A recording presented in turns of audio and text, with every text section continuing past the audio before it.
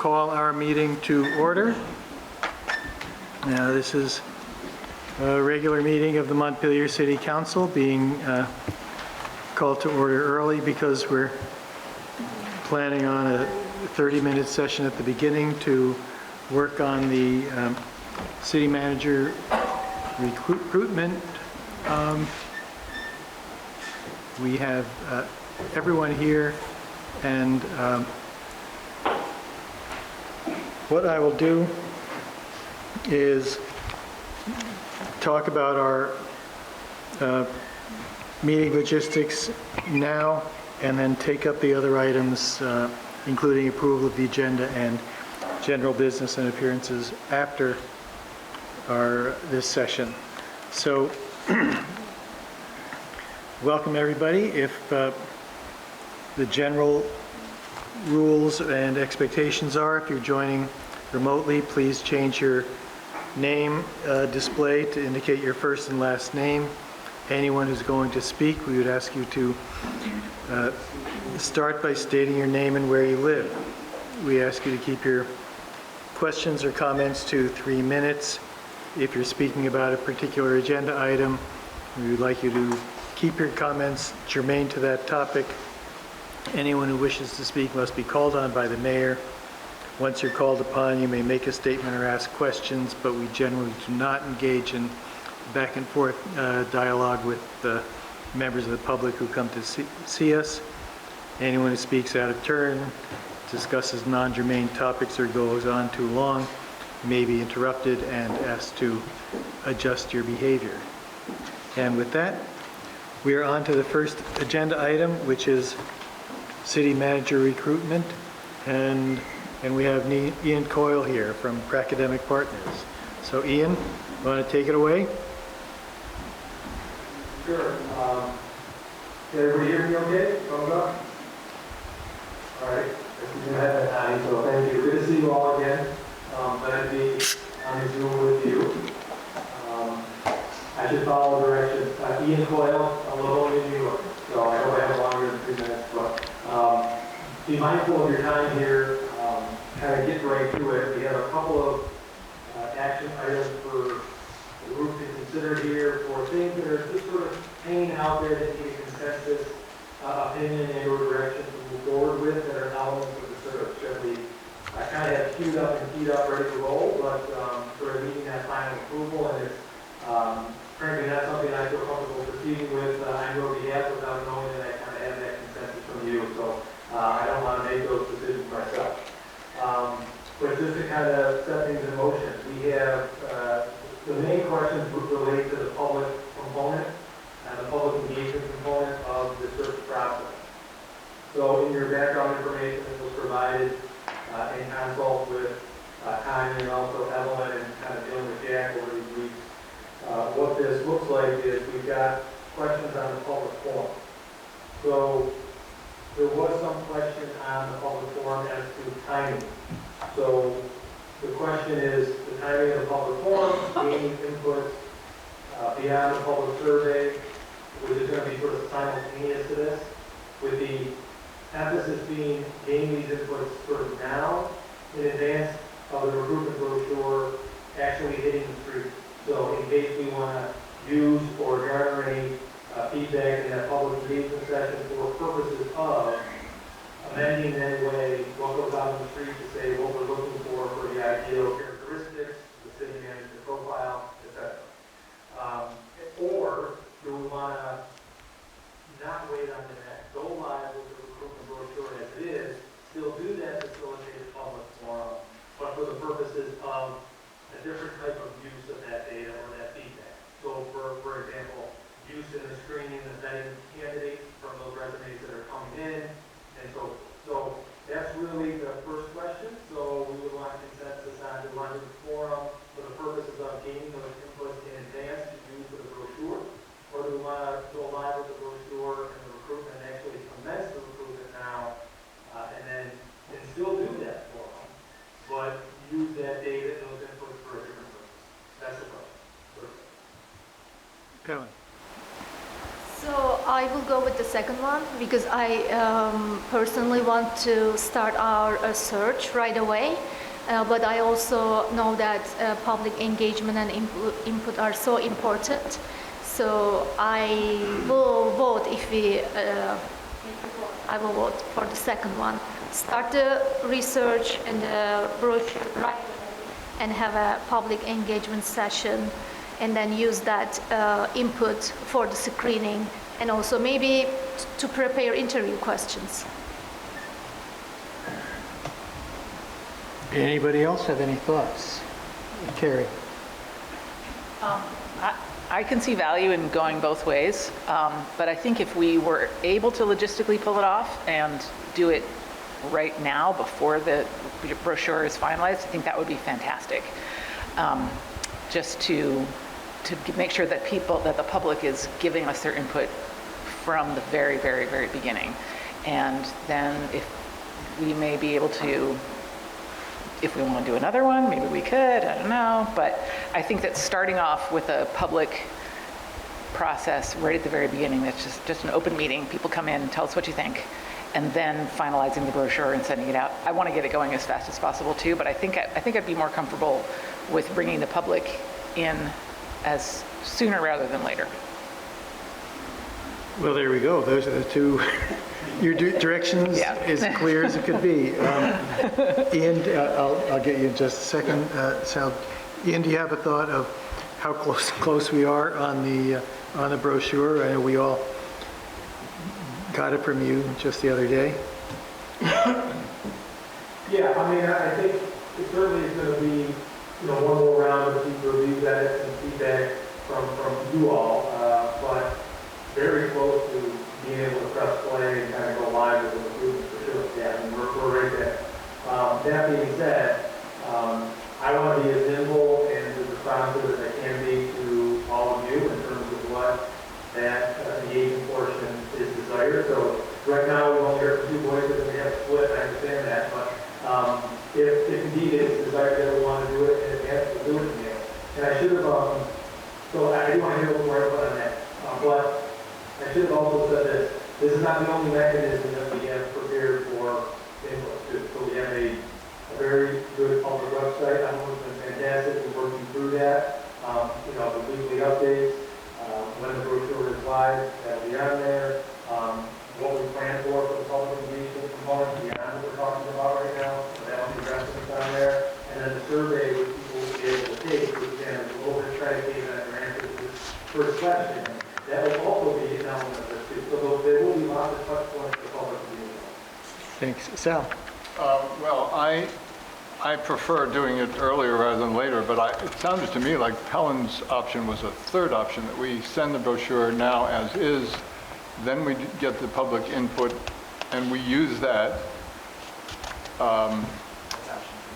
Is that it? Option two? Clearly? All right, then I guess I misunderstood option two. I like option two. Adrian? When I read through this, both options are fine, but I'm just thinking about schedules, and I know this, for parents, this is like one of the busiest times of the year as we get our kids back to school, and I know when I've scheduled anything that's public input or public sessions, I'm always told not to do it in September. And that's if we want the voices of, half of Montpelier. I think people are very distracted. And so I would just caution us to think about the schedules, the calendars, people's lives. And I think the more notice people have, the better off they are. And with that in my mind, as I'm thinking through this and thinking of option one, option two, I think option two for me is fine. I think we would be fine with both, but I think option one, if we set a meeting for a week, even 2 weeks, I just think we're going to have limited engagement just because people are distracted this time of year, and I think that's a risk that we can avoid by option two by maybe pushing it out to like October and giving people some notice. That's just where my brain is. Helen? Yeah, and if I understand and remember correctly, Ian can correct me. we are already collecting public input via different ways as early as possible. This public engagement session will be people who want to attend and share their input in person. So we will be distributing surveys and then other things. So it's just another way of, I think we will be asking public as early as possible their input. Jim or Sal, or Jim or Ben, do you have any thoughts? I mean, I think actually I can see the merits in either one. Maybe I have a question for Ian, just thinking about, I'm just thinking about certain professions like teachers or something like that, where the calendar is actually important in terms of when people are looking for jobs and their availability. And I'm just wondering, is that your experience in city manager searches? And is there any way in which kind of delaying the release of this kind of recruitment packet would potentially impact that opportunity? If that makes sense? It makes sense. The question is a very good question. I think the effect of where we are right now, I think the relevance of that is muted at this point in time, or not entirely moved, but because by the time we get it out and you have a period of time for the release of the brochure and you have people applying, they know that process takes, X amount of months, basically. So they know if they were going to be selected for the position, sitting and seated in the position, it's many months ahead. So that's just already sailing it, so to speak. But yes, it is a factor, for some people, yes. But I think the timing you're talking about, we're kind of past that already a little bit, so I think I'm not there. I appreciate that. Okay.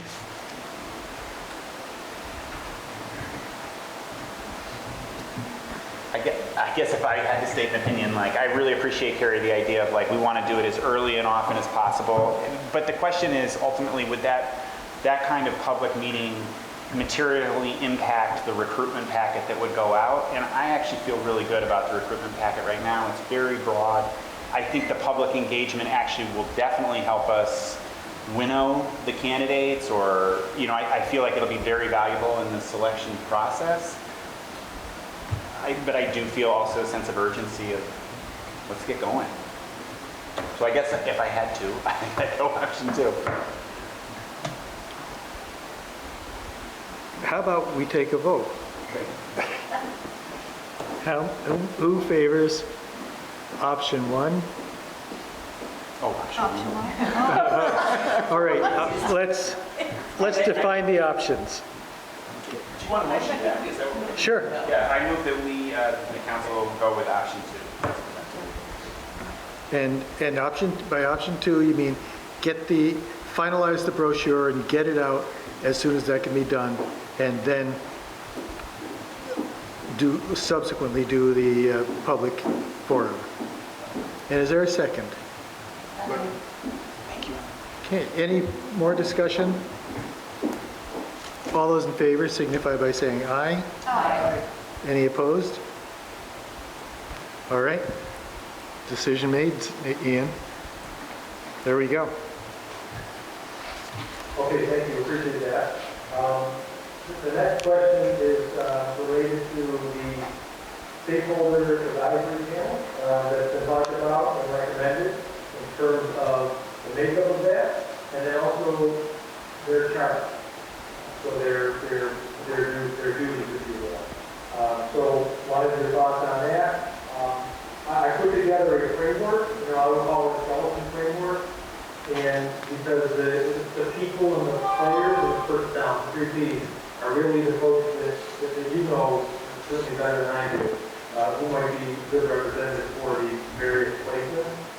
But I wanted your thoughts on the suggested makeup, but also the expected duties of a group like this. So, for example, I put together participation as audience members, as viewers, observers, note takers, and then providing that observation and feedback to me through any public forums that are held. Review and provide feedback and suggestions on a profile, which sort of we can talk about.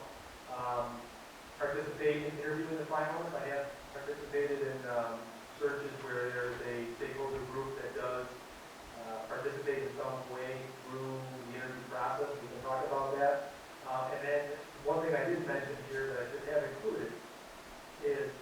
finalist is not just an interview component. I think we'd really like to see that public kind of meet and greet style and maybe having some Q&A from the public for the finalists when we get to that point in time. So I think a specific component of the work of the stakeholder advisory panel would be, making sure they attend that and then kind of providing their, direct and specific feedback based on how they think that form went. So there's 3 or 4 kind of tasks I think that they can be tasked with, but the who is first important. So thoughts on the justification? Oh, yeah, I'm going to jump in just a minute. Tanya, I forgot to have you introduce yourself, and thank you for being here. You've been doing a lot in trying to steer this. So, what? Tanya Chambers, I'm the Human Resource Director for the City of Montpelier. And Tanya's been become our main point of contact. So, okay. Now, this is an interesting question.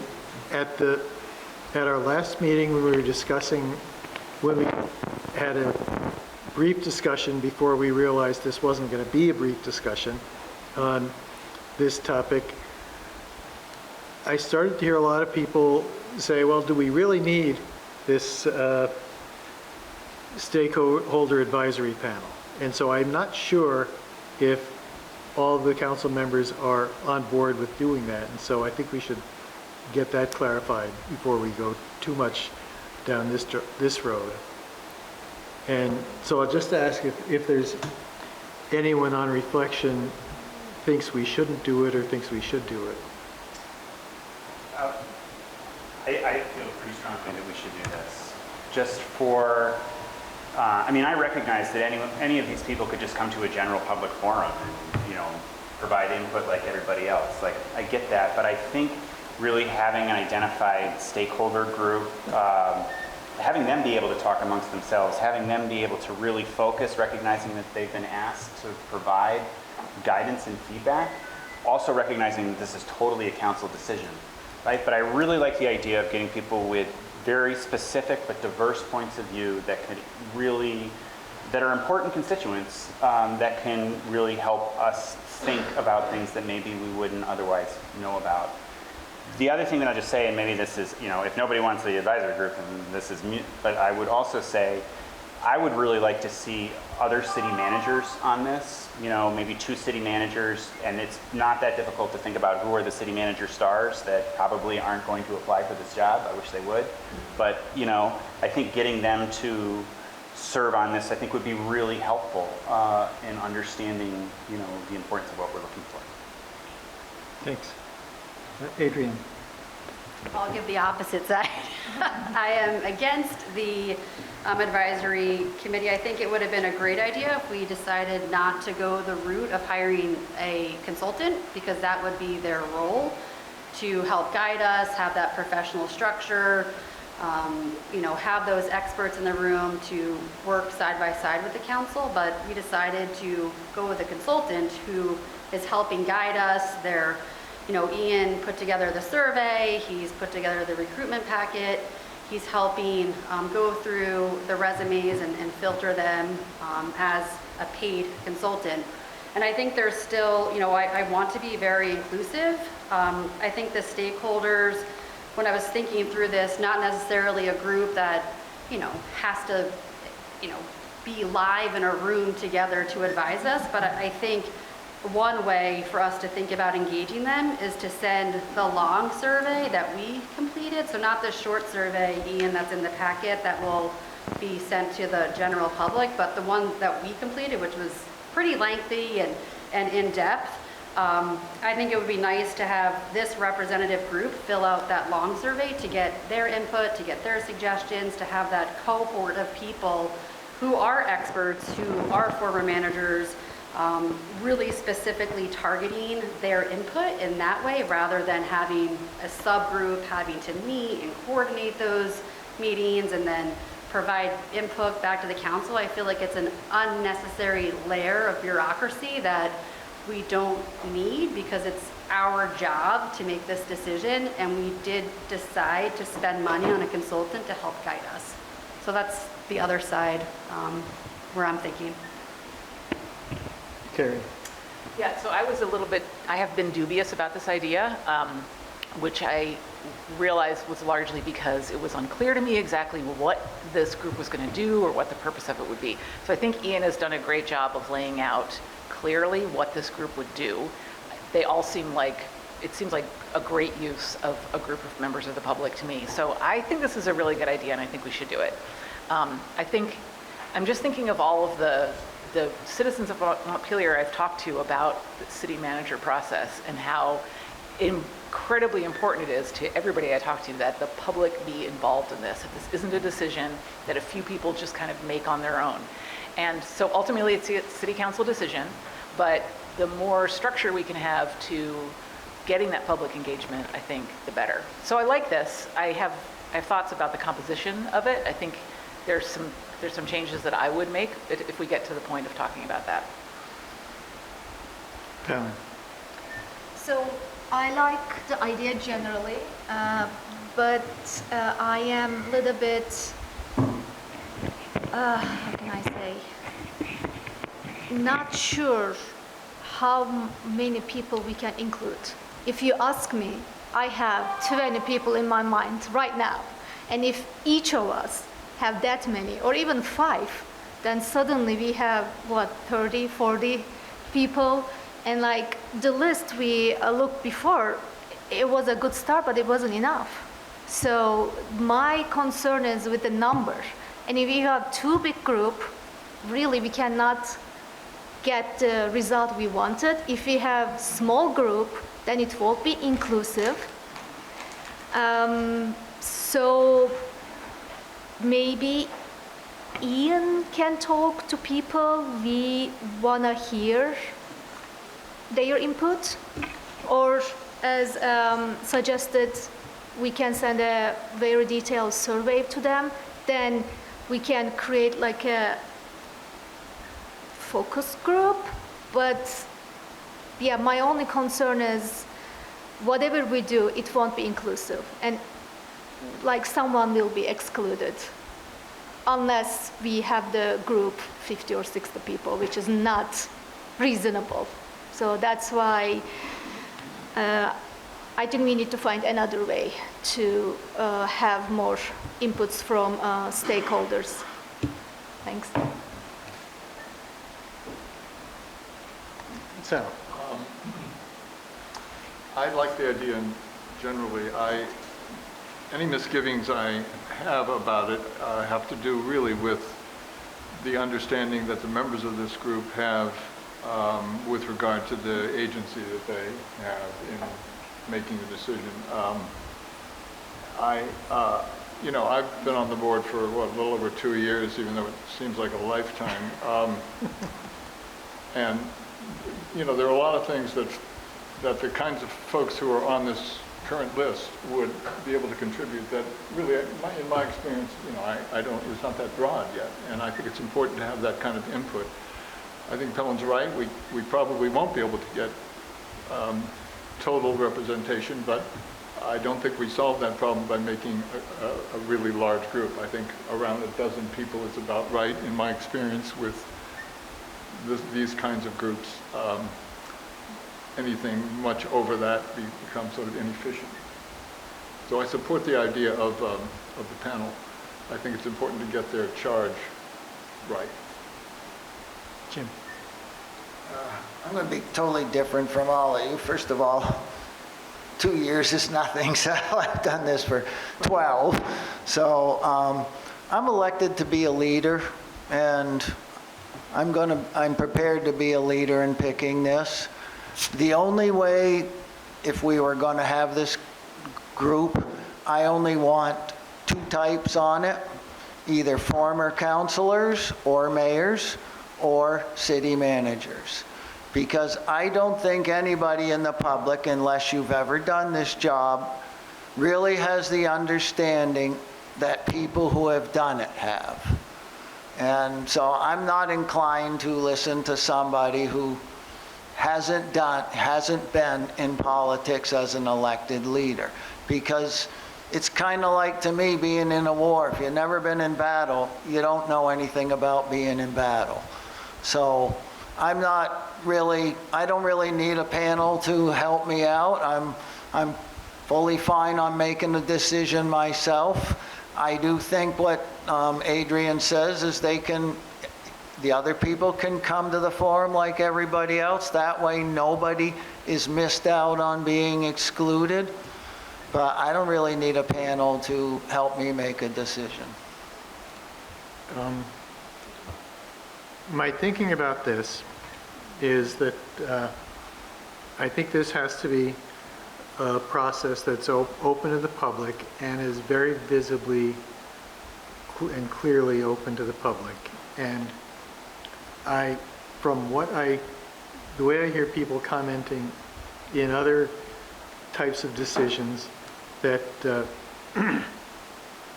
if we simply have a public forum or two where we just throw it open for whoever comes on a particular night, what we will hear is, sure, they just made whatever decision they were going to make, and they let people come in on one night to give themselves cover.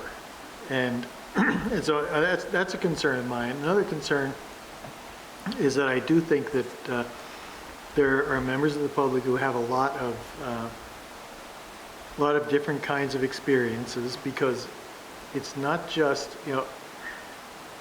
being a city manager is a unique job. However, it has characteristics that have in common a lot of other focuses, like how are you in follow through? How are you in generating good ideas? How do you do in working with people? And those are not members of the public who haven't been on the city council or who haven't been a city manager are as well suited to evaluating that kind of thing as anyone else. And so I'm inclined to do it and shoot for around a dozen members. Ian, do you have any thoughts to help us through this? Maybe talk about your experience and the value that you see in doing this kind of a panel. Yeah, so just as I'm correcting things, I seem to be about what I had probably maybe 4 in favor and 3 against it, roughly, but I could be wrong on that. So I do get a sense that there is a split among the council even in wanting to do it. So potentially to resolve it here in the time that we do have, it would potentially be nice to, like we did for the 1 versus 2, just to get some finality to it. Mayor, it's up to you if you want to say, put it up for up or down here to have it. Yep. Jack, if I could just say one more, I'm sorry, Kira, I think I actually saw your hand up before. Oh, thank you. Yeah, I just did want to add one thing. First of all, I really appreciate, Jack, your spelling out kind of how a process of public engagement can work and the importance of having lots of different input from different sources. And one of the things that we've noticed is getting the public to know what we're doing as city council or as city in general, and getting the public to understand what we're doing and getting the public to be involved with decisions and to give us their input it's not enough for us just to say, oh, our meetings are open to the public. Come on in and tell us what you want. And if you don't want to come to a meeting and give us your input, well, that's, we have to do much more than that. And this is an opportunity for us to reach out and try to get people who aren't the ones who are naturally going to come anyway. And the people that we hear from over and over again, we want to hear from those people, but we also want to hear from the people who on their own weren't necessarily going to have any input to this, but if they're asked, they have something to say. And so I like this because it will definitely pull in some people in a clear, structured way who probably wouldn't be involved otherwise. And hopefully they all have connections to other folks, and so they can talk in their networks and they can get some information from the people who are never going to come to a meeting and they're never going to fill out a survey and they're never going to go on Zoom. So I think this is a good way for us to get the widest input as possible. Thanks, Gary. Alan? I agree with Kelly. That's why I will propose another option. How about not having a group, but stakeholder session? So we can invite all the people we want to see, like stakeholders, and they can come, like we will do public session, right? We can do a stakeholder session. And like, if everybody has, I think, so many stakeholder connections, so we can invite who want to be see here and sharing their ideas. It doesn't have to be a group, like, because again, it won't be really inclusive. So we can always find other alternative ways to hear from stakeholders. Ben? Just one thing, having been a part of hiring processes with a board of, 12 to 15 people, I think it's really important for there actually to be a group, because the conversation, when the youth representative asks something that makes the senior center representative think in a new way, that's valuable. So I feel like actually having a group that's based on sector specific, and it can't, there's all kinds of sectors, but these I think are the kind of, are the key ones. So I think that there's real value in that kind of cross-pollination of specific sectors. And then the second thing that, and I think this is really important, if we don't have a group like this, that means that the city manager candidates are going to be interviewed by us alone. And I think we would really, I think it would behoove us to have them be in different interview settings with different people, and then to hear, how did it go? And then just the other kind of last thing that I really do have to mention is nowhere in here, and I think this is a loss, is staff, right? Is staff going to be involved in any of this interview? I mean, they're the people that are going to be working every day with the city manager. It's not their decision who they get to hire, but I think it's really important that we hear from them. Can I ask something? I think staff will be interviewing and talking to because the candidates, because we are already doing this with others, when we hired fire chief, they did this, right? So they will be included. I hope they will be included. I definitely assume Yeah, that's important. Yeah, and I think, and Ian, maybe you can correct me if I'm wrong, but I feel like I remember from our initial conversations that you have that in mind, that you have a process whereby staff will be included and be engaged and get that input. And so this is a different group than that. Yeah. Thank you. So, That's correct. Yeah, so I'd say the majority nowadays for city managers, they're looking to involve staff in both the beginning and sort of towards the end. So the beginning for us was input solicitation from the senior staff department head for the needs assessment, much like you did as well at the council. And then towards the end, maybe either in a quasi-interview setting, a conversational interview, a meet and greet with the finalists, if we get to that point. That's a very common measure to allow for that staff to put there at the end. And it doesn't need to be just like the senior leaders. The most recent one I did, we had an open forum with any staff members to go and sort of have a conversation with these. I'm going to invite someone to make a motion. Okay. Should I make a motion based on my decision, or is there any language, specific language do you want us to use? There isn't. I was actually going to encourage someone to make a motion to go forward with a panel, and then have the next step be to figure out who is going to be on the panel, but anyone's free to make the motion they want to make. So I'm not sure, I don't want to make a negative motion, so. I'll make a positive motion. Okay, you can vote no. Yeah. Great. Because, I don't want to. I move that we move forward with the stakeholder advisory panel as suggested by Ian. Second. Any further discussion? All those in favor signify by saying aye. Aye. Opposed? No. So 3-3. Chair votes aye.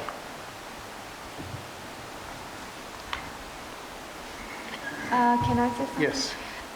Before we move forward, I want to see the list, and if I want to add or remove something I think it is important who will be there. And I really want to see inclusive panel or whatever we call. So this is very important to me. So please, let's make us see the list, get our input, then move forward with it. Oh, yeah, I think that we probably recruit for people who want to be on the panel, and then they get put on the panel by us. Yeah, because like... That's the way it works in Yeah. your experience, Ian? So, yeah, because the list before we receive, that's not a good list. It's a good start, but not a good list. I'm I sorry. want to weigh the waters on this, So- but the motion that just passed, it was the list that was provided for the general structure, so if we're going to carry that out, to your point, I think the input from the council members on filling in the blank, so to speak, of where we've got placeholders, I think now is the role for you to play, from this point forward. Yeah. Having some consensus on what those things are going to look like, really I just have placeholders. Yep, Thank you. Carrie. So then is now an appropriate time for us to look at this list and make a final decision about not the names of the people who are going to be on it, but what the categories of representation are going to be? Yeah. Yeah, okay. Then I have a couple of suggestions. I Now, think, that is in our packet, right? Can I say something? I didn't prepare anything, so Okay. if we can wait until next one, I will be happy because I don't have any list to recommend. wait, it was in our packet. No, if I want to add. Am I clear? If I want to add more things, right, to the stakeholder list, I just want to be prepared to say anything. I think it is okay to wait until next week. Helen, can I just ask a clarifying question? Do you mean like specific names or different sector types? Do you know what I mean? Like we have this list of different sectors, but that's kind of what you're thinking, you want more time to think about like different sectors that could be added? Could we put this Can I- sheet up on the Yeah. screen, So, Helen? for example, I received a couple of input.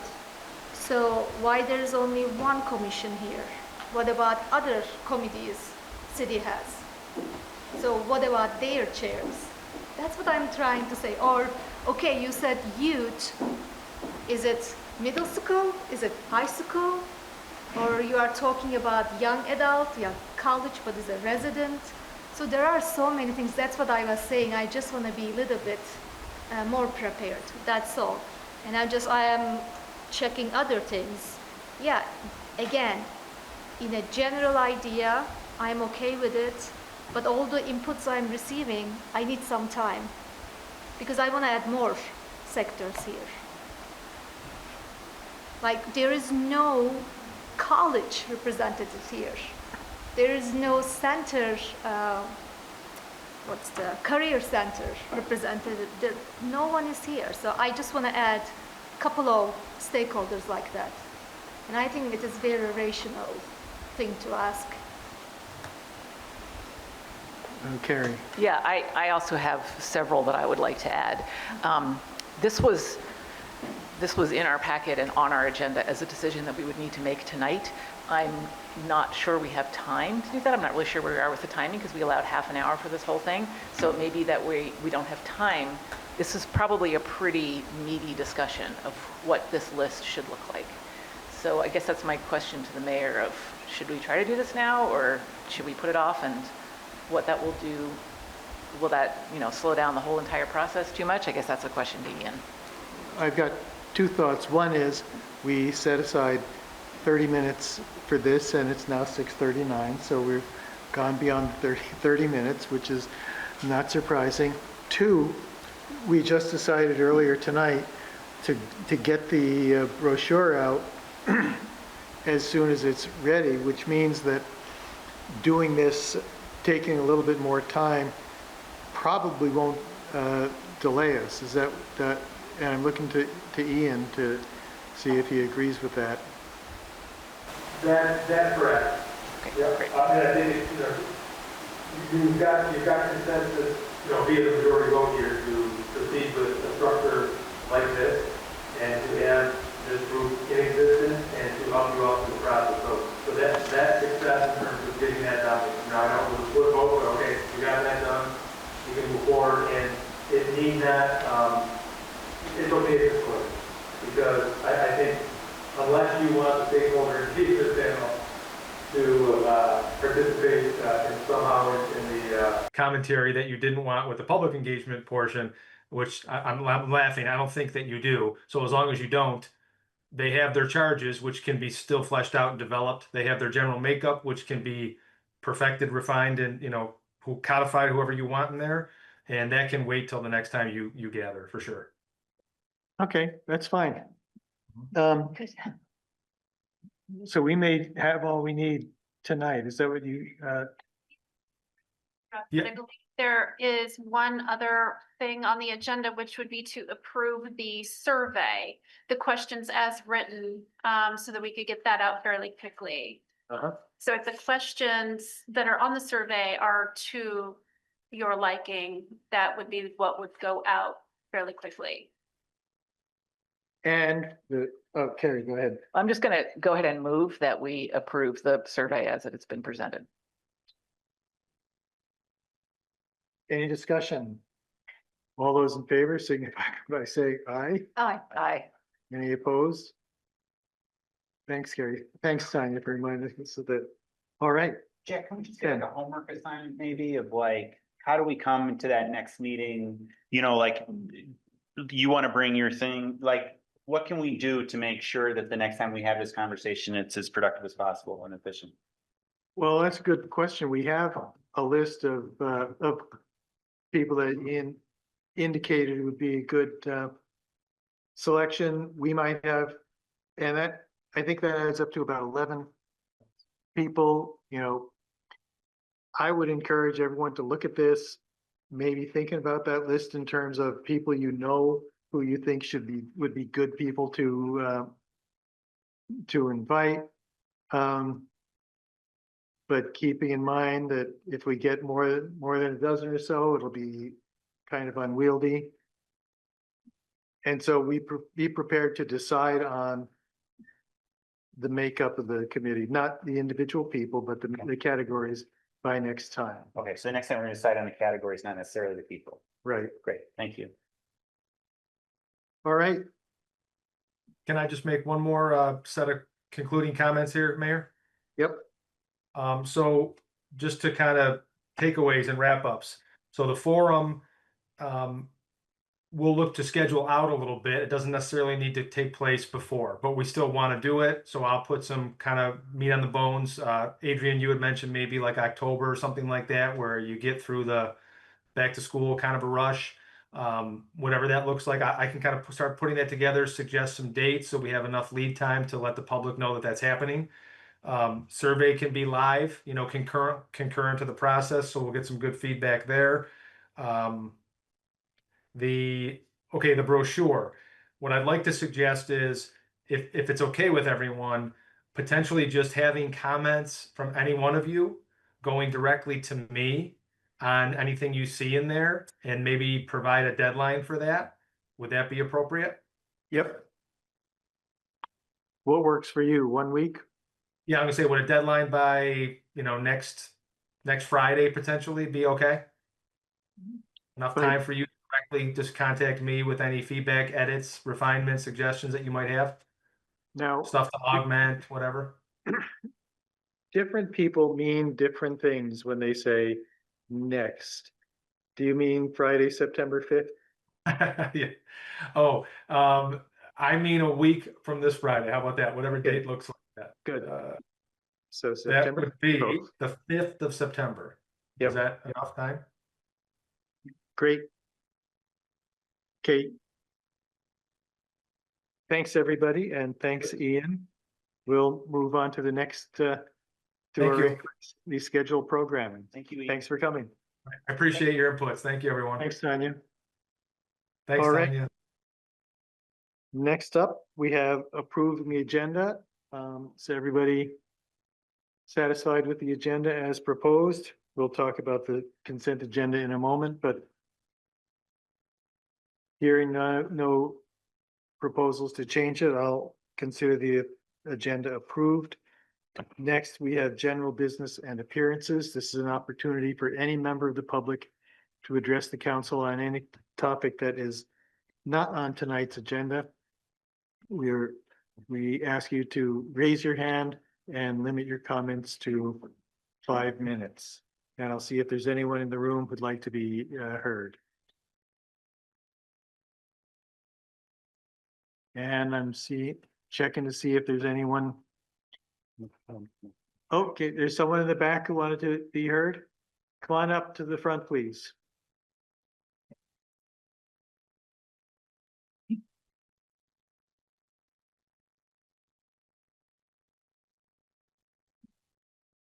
Hello, Hi. my name's Brian Casino, resident of Montpelier. Thank you all for your service to the city. I appreciate it. So keep my statement brief here. My statement this evening does fall in line with one of the issues on the agenda this evening of the camping policy. However, sorry, gotcha. Yeah, yes. However, there's some pieces that are my concerns that I want to bring up that aren't necessarily associated to a policy. And part of this that I want to bring to the council and bring to public in general to start thinking about is, what are we going to do to get some level of consistency and enforcement that kind of goes with laws that are being broken on a regular basis within these camps or around these camps or where these camps move to as they shift around.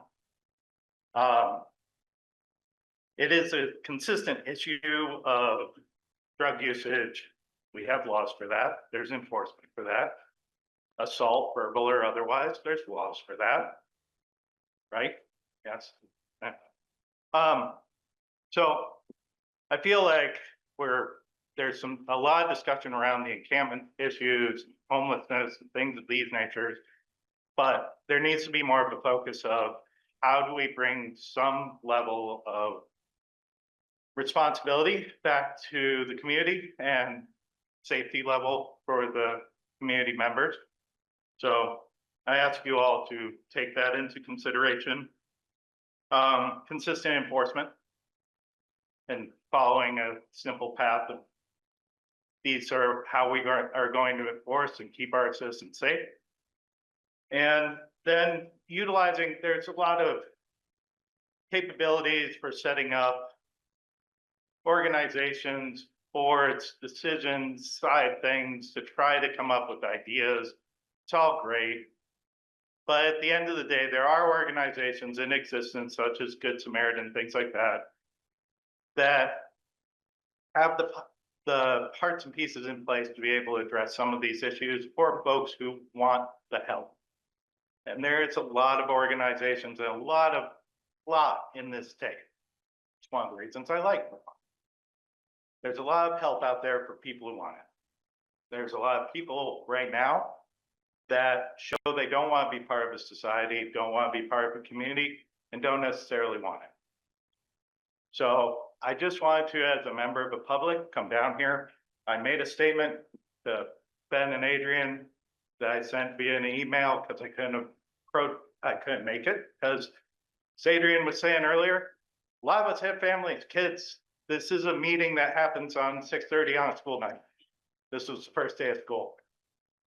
I wanted my voice heard as a member of the community and come down here and say, a lot of us are tired of it. And a lot of us are tired of not feeling safe to be able to have my family walk to school. My wife and child were harassed on the way to the elementary school the other day to go see their classroom the first time. Enough's enough. I put it out to you all. That is my public statement. I will be attending more of these meetings, and I do appreciate again that you take my words into consideration. Okay, thank you. I will point out that this, I let you go on, but this is clearly something that's on the agenda tonight. And so if you're coming to future meetings, I'll be Keep here it- for that keep that- part of the agenda. keep that in mind. My point was enforcement and laws and following some of these things are not camping policy issues. The issues that are happening of open drug use, Okay, you've made your point. Thank you. public intoxication, et cetera, assault, that's not camping. That's Okay. not where the camp is, Thank you. right? Thank you. Anybody else? Zach? Zach Hughes. I'm just gonna be quick and thank the gentleman for his statement, even if it was out of the agenda before the agenda. And I hope to still be around when y'all get around to number 10 and 11. Thank you. Thanks, Zach. Anybody else? Dave Bellini? Hello. I don't know if it's on the agenda or not, but last week I spoke about the graffiti and the great job that the trash tramps did in cleaning it up. And I just noticed the other day that I don't know if you'd call it graffiti, is back in the same spot, but it looks like they painted it on paper or canvas and then affixed it to the cement wall as you come over the Pioneer Street Bridge. And it's a much more inspired effort. I don't know if it rises to the level of art, but I think it's getting close. And so somebody's made an impact on whoever wants to decorate that space. And maybe down the road, there's room to reach out to these budding artists, and I'm being kind, to provide them a contest, a venue to have a little fun with what they can do, and they might be more satisfied and less inclined to go out and hit the cement walls. Thank you very much. Thanks, Dave. Anybody else in the room? I don't see anyone else online. So we'll move to the consent agenda. There's a request to pull item G, the capacity study for the water resource recovery facility. With that removed, is there a motion to approve the consent agenda? Is there a second? All those in favor signify by saying aye. Aye. Opposed? All right, item G, the capacity study. Kurt, come on up.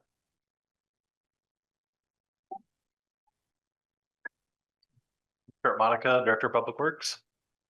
So the capacity study is an evaluation of it's called the biological oxygen demand. So it's the ability of the plant to treat organic matter. So there's two different types of capacity at the wastewater plant. There's the hydraulic capacity, which we have ample hydraulic capacity. The average flow at the plant is about 2 million gallons a day. We've been up to over 10 million gallons a day. So we're not constricted on flow. But what we are trying to get a handle on through the study is just how much organics can be treated at the plant. So we take in hauled waste, septic tank waste from residential properties. We take in leachate. We take other municipalities' solids. And there's been a request from the local distillery in town, Caledonia Spirits, for the city to allocate more of our organic capacity so that they can grow. And we're hesitant to do that without really getting a really solid understanding of what percentage of our capacity we're at. So the last study was done in the early 80s. We've done multiple upgrades at the plant. So we don't think what our rated capacity is at through our permit process is actually accurate, because we've made a lot of improvements. But at the same time, there's other competing needs. There's, large housing developments potentially on the horizon that would use some of that capacity as well. Potential growth with leachate receiving. So what the point of the study is to look at the impacts of all of the hauled waste, as well as residential waste and this distillery waste and see, get a better sense of where we're at exactly on how much growth we can do at the plant without further upgrades. And then that'll allow us as staff to make better decisions on to, as to where we allow allocations to be provided to for growth, whether residential or industrial or otherwise. And Kurt, could you explain the finances of this? Yep, so this is through what's called the State Clean Water Revolving Loan Fund. So it is a loan, but for each project design or what they call preliminary engineering report, which this would fall under, there is a subsidy from the state of up to $100,000. Or 50%. So in this case, it's the total subsidy is about half of the total contract. Well, it is half of the total contract, so it's about 75,000. So the city would basically pay half of the contract, the other half would be forgiven. That loan amount would be forgiven 75,000. And being a loan, does that mean is it paid over time or? Yep, it's I think it's a 1% interest rate over 20 years. Okay. Jim? Why was this brought up now? I mean, we've been talking about having a lot of housing for quite a while. And you didn't come forward. Is this basically because of the spirits? That's what really got us thinking about it, because that's our only really high strength user. So it has a much bigger impact on the plant capacity than say residential growth, because this concentration of the organics is so much higher. So what I'm thinking of is they're talking about it, but they may not do it. So why are we gonna pay up front if we don't know whether they're gonna do it or not? Because if they don't do it, then what are we doing this for? Oh, well, I think it's important for city planning purposes for, like I said, for multiple reasons, not just for Caledonia Well, spirits. yeah, I know you said that, but you didn't bring this before this, that they said something. I mean, you never brought it for talking about the housing, so now you're bringing it to talk about the housing. If they don't do it, I mean, it seems to me like their request was what made it come forward. And if they're serious about it, then, why are we doing it just to let them know? I mean, I would like to see them maybe pay part of it. I mean, we've already given them a lot of help with the tax stabilization and everything. And like I said, if they don't do it, and we're really doing it to see for them, then, at a time when we're hurting for money, we all know that, and it's going to be a tough budget year. I just don't want to see us spend it and have nothing happen, and that, well, we did it because we'd like to know, and we didn't really seem to care to know until they put their thing forward. That's all I've got to say about it. Yeah, well, I'll also just point out that we're also, I mean, yes, that request did spur us to pursue a contract. We've been working on this for probably 8 months to get through the state review process, to approve the contract, to approve it for funding. But we're also, looking at, in the future council meeting, we'll be coming back to talk about leachate receiving. We are only taking 1 load a day right now. We can take up to 4 loads a day. Council has a motion currently that limits us to 2, and we're also limited from our UV system.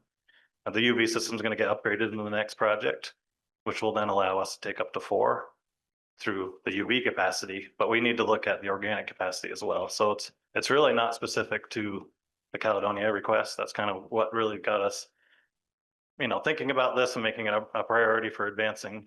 But it's a much more wide-ranging impact for the plant. And some of these things make money for the city, right? Yeah, all of these things make money for the city. Yeah, the leachate is roughly $100,000 per load per day, per year. Per load per day, yeah. So if we take 4 loads a day, it's 400,000 annually. If it's 1 load, we're making $100,000 annually. The Caledonia Spirits contract, we don't have a contract yet, but that's real money in our pockets too. That's right. It would increase revenue, and so the study would be paid off over time from revenue from that. Folks, any other, Adrian? I mean, maybe this is obvious, but do we have that $76,000 in the budget to pay for this? So we have an engineering line item within the operating budget, could cover the debt service. And again, spread out over 20 years, it's Yeah. at 1%, yep. Is there a motion to approve this? So moved. Is there a second? Second. Any further discussion? All those in favor signify by saying aye. Aye. Any opposed? Nay. Okay, the motion carries. Thanks, Kurt. Next up. Dave Bellini, if you're still listening, you're just talking about the trash traps. We have a resolution, proposed resolution. Why don't you folks come on up?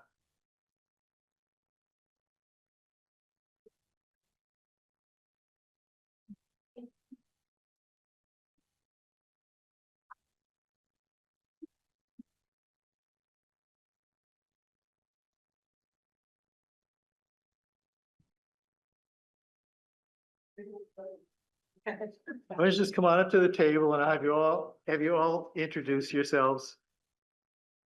Thank you for being here.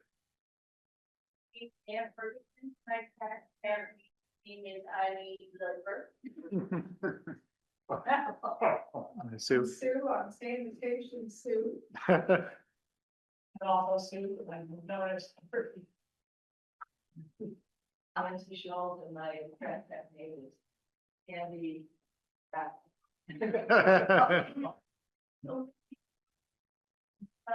Hodgman, who is Hodgford Fred. Can I get the Sue's last names? So I get you in the minutes properly, both Sue's. Stein first. All right. I'm Sue Stu.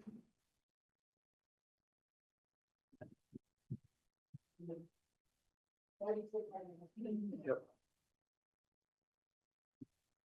Oh, yes. We're consciousnessing, but the four of us and five including Potts are, the five people that have been involved in Peace Litter, for the entire 10 years that we've been doing this. We have had, as of Tuesday, 117 people come to, pick up litter with us at least once, and the vast majority, many times.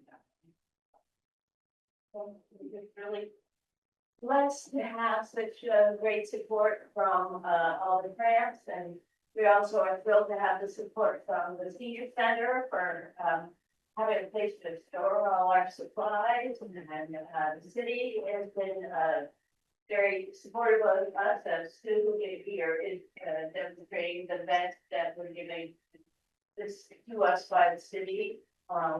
We also wrote grants for some Vermont solid waste management district, so that we could buy some smaller vests that fit us. And we also had printed on the back. And so, and Montpelier Life just gave us brand new long tongs. When I first started doing this, I used fork tongs, salad tongs, and my trash strip name was Bend Over. But because you have the long tongs now, I do. So that's the name. So others will.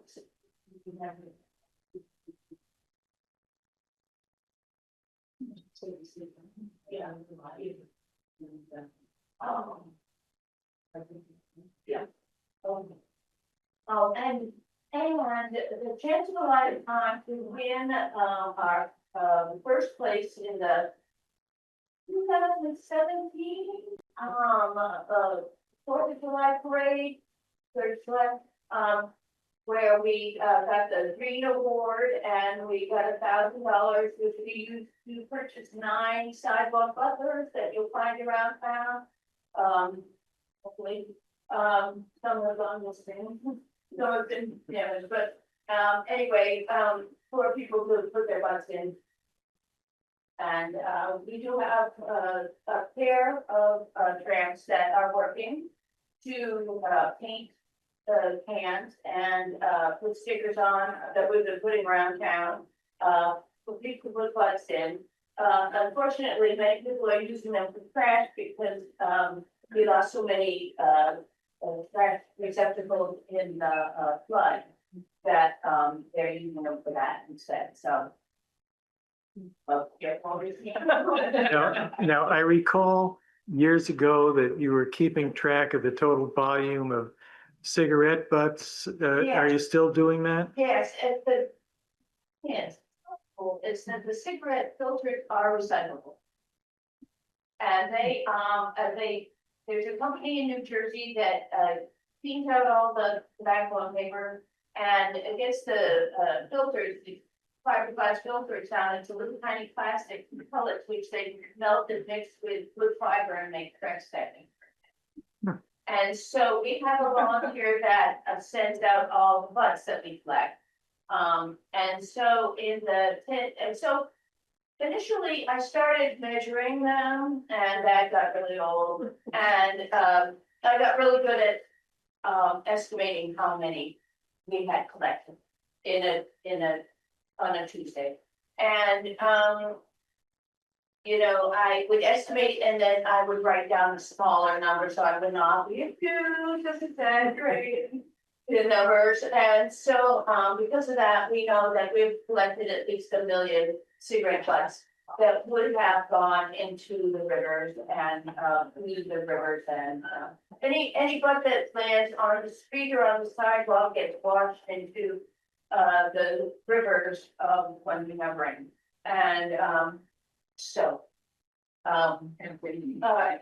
oh yeah, that's that. Okay, our neighbor Joe was talking to some fishermen that were down at the Winooski and they caught a trout and they opened it up and there were cigarette filters in its stomach. So we're trying to keep the filters away from the birds and away from the fish and the wildlife and the so that's a big difference. Cigarette butts are the number 1 item littered in the entire world. And I also read recently that 80% of the pollution in the ocean comes from our rivers. So even though we're this little tiny town and this little tiny rivers and stuff, it's how we can contribute to the common good. Well, thank you. And there's a resolution which I'll read and then I'll entertain a motion for someone to adopt. Whereas resolution honoring the service of the trash tramps. Whereas the city of Montpelier, Vermont honors and recognizes the trash tramps as the embodiment of the spirit of public service, who have been in formal operation for 10 years and have faithfully organized litter cleanup in the city of Montpelier every Tuesday afternoon since 2010. And whereas a total of 115 different volunteers and 2 former mayors have tramped with this group throughout their existence to remove litter and otherwise discarded debris from the Montpelier streets, improving the appearance and environmental quality of our shared spaces. And whereas the trash tramps have removed an estimated total of 1 million cigarette butts from the streets, parking lots, and sidewalks of Montpelier, the majority of which have been recycled, thus decreasing the amount of waste contributed to Vermont's landfill from the number 1 most littered item. And whereas the partnerships with the trash tramps have cultivated throughout the years have greatly contributed to their safety and success, such as being the recipient of 2 grants from the Central Vermont Solid Waste Management District, which were used to purchase reflective high visibility vests and pickup tongs. And as the winner of Montpelier Alive's July 3rd, 2017 parade contest, which supported the purchase and installation of pole mounted cigarette receptacles throughout the city, And whereas the trash tramps have been featured in articles by WCAX, 7 Days, the Barry Montpelier Times Argus, Vermont Public Radio, The Bridge, and WVNY for their extraordinary dedication and unique service to the community. And whereas the city extends additional acknowledgement and appreciation to the 5 core trash tramps who have served since their establishment: Sanitation Sue, Perky Pickup, Tots for Trash, Candy Rappa, and Eileen Dover. Now therefore be it resolved that I, Jack McCullough, Mayor of the City of Montpelier, on behalf of the City Council and all citizens of Montpelier, do hereby express our sincere gratitude and appreciation to the trash tramps and all who have served alongside them. And be it further resolved that the trash tramps' decade of service to the City of Montpelier and all who visit be recognized for their extraordinary dedication and passion for our community. Is there a motion? Is there a second? All those in favor signify by saying aye. Aye. Any opposed?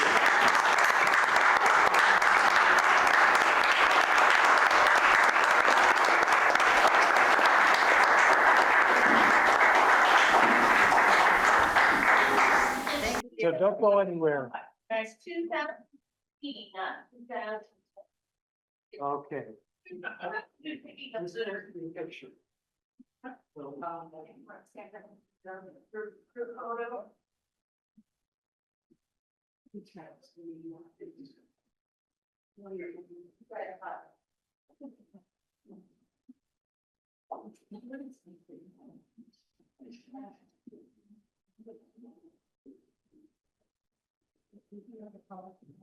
So I always said, it's my contact. I'm not going to cut out there. Advise you. I don't need somebody to talk around. I'm not interested. I know exactly. All right. Next up, we have a proposal for the parklet waiver for bent nails. Kelly, are you up in charge of this, or you incurred? Yeah, well, actually, Oh, Chris okay, is Chris. gonna assist with this one. He's been working with Bent Nails on just looking at their structure and just reviewing the process that they did follow. In this particular instance, Bent Nails did apply to the design review committee to put up their structure. They did not complete the process through the city manager's office. And so we're trying to work with them to bring them into compliance and then get them sort of a waiver of sorts so that they can keep their parklet. So Chris is gonna go over the details with you. There are details in your packet. And I don't know if there's a member from Bent Nails Bistro online. They thought they might be able to call in. They're, doing their dinner thing. So they weren't able to be here if they're not here. They did sort of want to attend if they could. So I'm going to turn it over to Chris to provide some of the details in terms of, what he's reviewed and what he's seen, and then just sort of an itemized list of potential waivers that you could consider for them. Good evening, Chris Lumbra, Sustainability Facilities Coordinator. So like Kelly said, Bent Nails went through design review for their parklet about a year ago, and they believe that completed the application process and did not go through the city manager's application process. Criteria listed in the manager's application, the biggest one that they can't comply with, or they're not in compliance with, is that the business have one or more public on-street parking space in front of their business.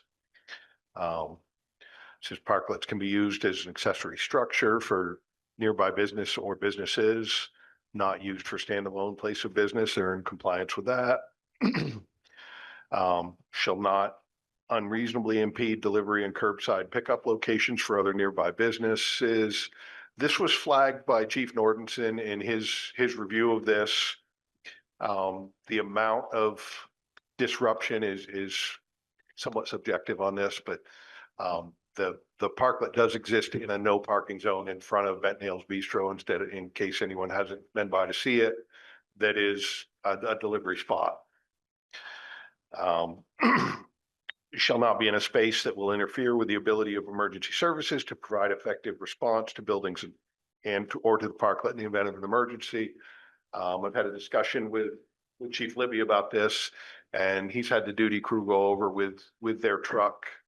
And they were able to back into that end of Langdon Street in case the mouth of Langdon Street was obstructed. It's not entirely ideal, but it's doable. So there is minimum impact there, I would say. And Chief, thank you. Shall not be in a space that, in the opinion of city staff, will be in an unsafe location due to the presence of turning vehicles or other considerations. And it does impede into kind of the swing to turn right onto Elm Street from the end of Langdon Street, but there's probably enough room to make that turn as well. Parklet shall preserve access to public and private utilities, such as manhole covers and shut-off valves. And I don't believe there's any structures underneath this parklet. Maintain a 1-foot setback from the boundaries of the parking space, not in a parking space, so we're out of compliance with that. Parklet shall be ADA accessible, and it is reasonably flush with the curb so that a person that uses mobility devices could easily access it. And that's addressed in one of the details of this, a 1/2-inch gap maximum between parklet floor and curb.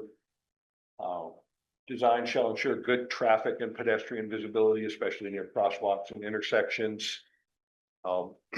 They currently do not have reflective signage on this, but that would be a requirement of this structure if it gets the waiver. Parklet shall be attractive and not detract from the historic character. And this was addressed by DRC. This particular parklet is made of lumber, pressure treated lumber.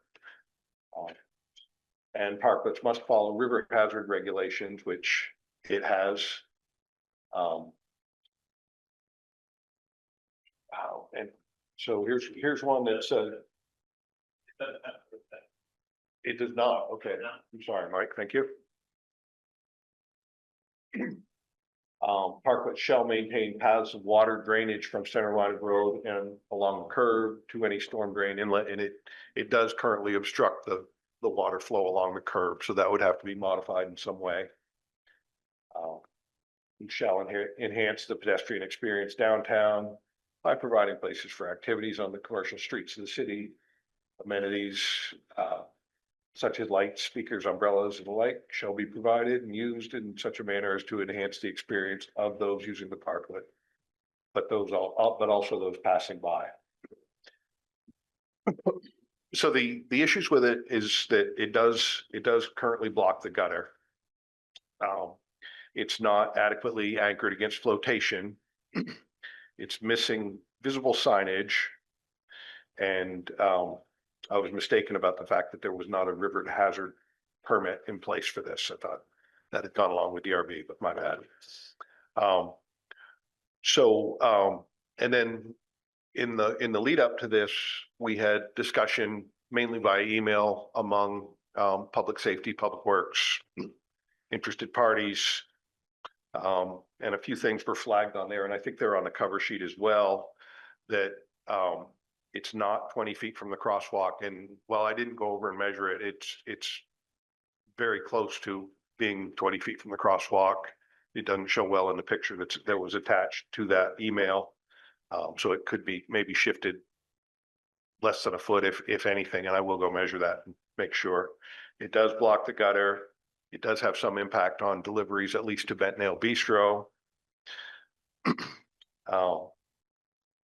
And yeah, Chief Libby's been over with the big truck, and it's, again, not ideal, but it is accessible and not cause for extreme alarm on his part.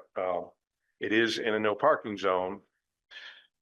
And So from my view, when I went over there and what led me to suggest Bent Nails apply for a waiver if possible, there's three kind of key mitigating factors in this case. The biggest one being that Bent Nails does not have a street front parking space in front of their space. It was suggested by staff that maybe they could move it around the corner to Elm Street, but after having conversations with the owners of the property, that just puts them in a terrible spot with liquor compliance, right? They're serving alcohol to people that they can't monitor their behavior, and that's a no-go. Another mitigating factor is the fact that it's Langdon Street, right? It's a one-way street. Traffic is already constricted by the bridge. Cars creep through there. In my mind, there's not the danger of a high-speed vehicle impact like there might be some other location in town. Third mitigating factor is that the waiver is really only for 6 weeks, and it would be one and done, and we would not do this again next year. Questions? So your recommendation is to grant the waiver? With the corrections I noted, yes. So they would be required to, would you like me to list them again? yeah, they would be required to attach it to the road somehow? They would have to anchor it against flotation, whether it's attached to the road or to concrete blocks or some other suitable method. And I think that would be addressed in the river hazard permit. Is that right, Mike? Yeah. Yep. Thank you. It would have to be trimmed or modified to allow water to flow down the gutter, and it would need visible signage. So with those guests out. Yeah. Does the anchoring satisfy all of the river hazard requirements for the parklet? Is that the only requirement that is needed, anchoring it? I can't speak to the full application. Until Meredith would be the person to approve it. But that's the primary one that. Can we assume, Chris, that you're gonna like work with them to help them get this stuff done? Absolutely. Yeah, then I would be comfortable moving that we grant this waiver. Second. Any discussion? All those in favor signify by saying aye. Aye. Any opposed? Great. I think the parklet program in general has been really good for the city. Doing something to make it work for these folks and making sure we work with them to comply next year. Great idea. Thanks, Chris. Thank you, Chris. All right. Item 8, Country Club Road lease to the hub. We'll have discussion, and then I anticipate we're going into executive session. So we have members from the hub here who are going to give a brief presentation. While they're getting set up, I'm just going to give a quick summary of where we're at. And then they'll give their presentation. So what we have here before us tonight are the lease terms with the hub for recreational services at that location. And so what I just wanted to kind of brief you on is where we ended up. We've been working with them to bring this forward. So you'll recall back in March, we've had an RFP. That RFP was awarded on April 24th, along with an award to Turtle Island. We've already concluded the terms of that lease. We started with Turtle Island first, just knowing that we needed to kind of get it up and running for this current fall season. And the hub was kind enough to sort of gracious enough to allow them to go first, so that then we could take up their terms next. So once we settled with Turtle Island, which was in June, we then started with the hub with a increased level of intensity. So we were working through that with them. And just some of the things that I wanted to note based on sort of the RFP, just to provide a summary, is we were really looking for a partner with experience, collaboration, and we were just wanting to make sure that there was the financial capacity to do a recreation opportunity up at that location. And so what I want to do is just go over brief terms, and then they're gonna provide a presentation for you. So this lease as proposed is really in 3 segments. The first is sort of for the building, which is a phased approach. So the first phase would include about 1,600 square feet, would be for 10 years or 2 5-year extensions. It would bring in approximately $21,000 annually or $13 per square feet. This is consistent with the Turtle Island lease. There would also be payment for utilities at $2.30 per square foot. We would true that up as we go along in the lease with the intention of being net neutral. There are parking spaces included. There's also the inclusion of maintenance and cleaning of common area bathrooms provided by the hub. That duty would be transferred to the city should we open those restrooms up to the public. The second part of this building lease is phase 2, where the old bar space was. They would give us $1,000 for an annual option on this lease for 2 years. So there'd be 2 individually 1-year terms. And a second year, if the city had determined that there would be utilization of that space, then we could potentially talk with them about maybe using that space for city use. And then there's also right of first refusal on the function room and sort of the old kitchen space. The second portion of the 3 different items is a option to lease 1.5 acres of land to the right of the building. And so for that, the hub would give the city $14,000 to exercise that option for 5 years, expiring on the 1st of September 2030. And there would be an option to extend for an additional 5-year term at $14,000. The third item is if they were to exercise this lease option, the hub would enter into an agreement with the city for a first term of 35 years. For an additional 30 years, the base rent would be $5,000 while they were constructing its sports barn. At this point, and they'll probably get into the details, so I don't want to steal their thunder too much, but it would be for, a 2-bay tennis court situation. Once they had constructed the building, there would be $12,000 for each year with an annual increase of 2 to 4% dependent on CPI. Permitted use is identified as indoor tennis, noted, and outdoor activities. There would be an option to lease the land following, or lease to purchase following the terms.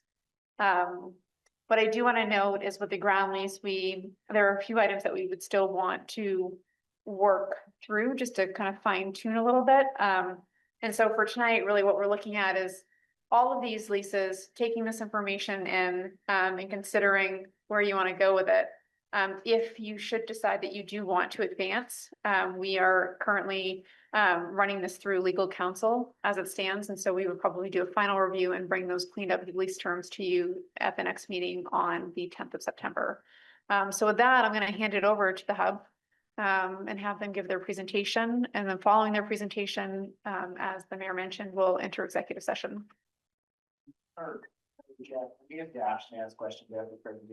Yes. Okay,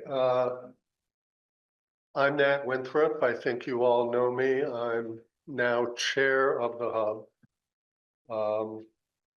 I first of all want to thank Kelly sincerely. We've been meeting weekly at least for a full 3 months now. The building lease that Kelly referred to is modeled on the Turtle Island lease. So the terms are largely consistent with that lease that you've already approved. I also want to thank the other department heads who participated in most of these meetings. That includes Arnie McMullen, Mike Miller, Chris Lumbra, and also Amy from the Senior Center and Alex from Parks. So all told, there have been, probably 100 hours that we've been spending on negotiating these leases and also the 5-year option. And I also want to thank the folks at Turtle Island. Working with them on the RFP proposal was a delight, really. And we really look forward to sharing the existing clubhouse building with them. We recently changed our name. We are now the Community Sports Hub. No. And we're registered with the Secretary of State's office. You can still refer to us as the hub for shorthand, but we're the Community Sports Hub. We are a nonprofit. As you all know, we've been following the public input process with consultants over the past 3 years, and we've been in discussions with the city for more than 3 years.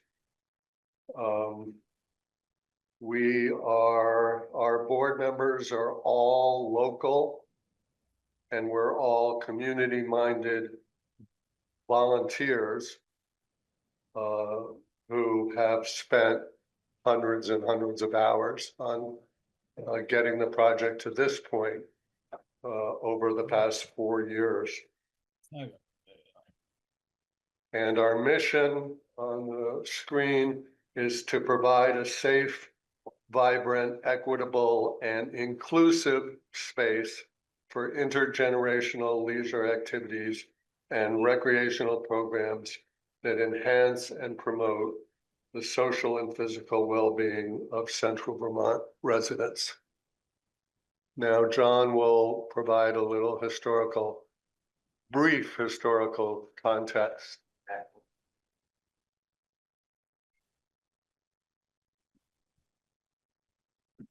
John Ray Hill, and I've been working on this from the start for the last 4 years or so. This is the overview of your fabulous piece of property, 134 acres. This was obviously not in the summer, and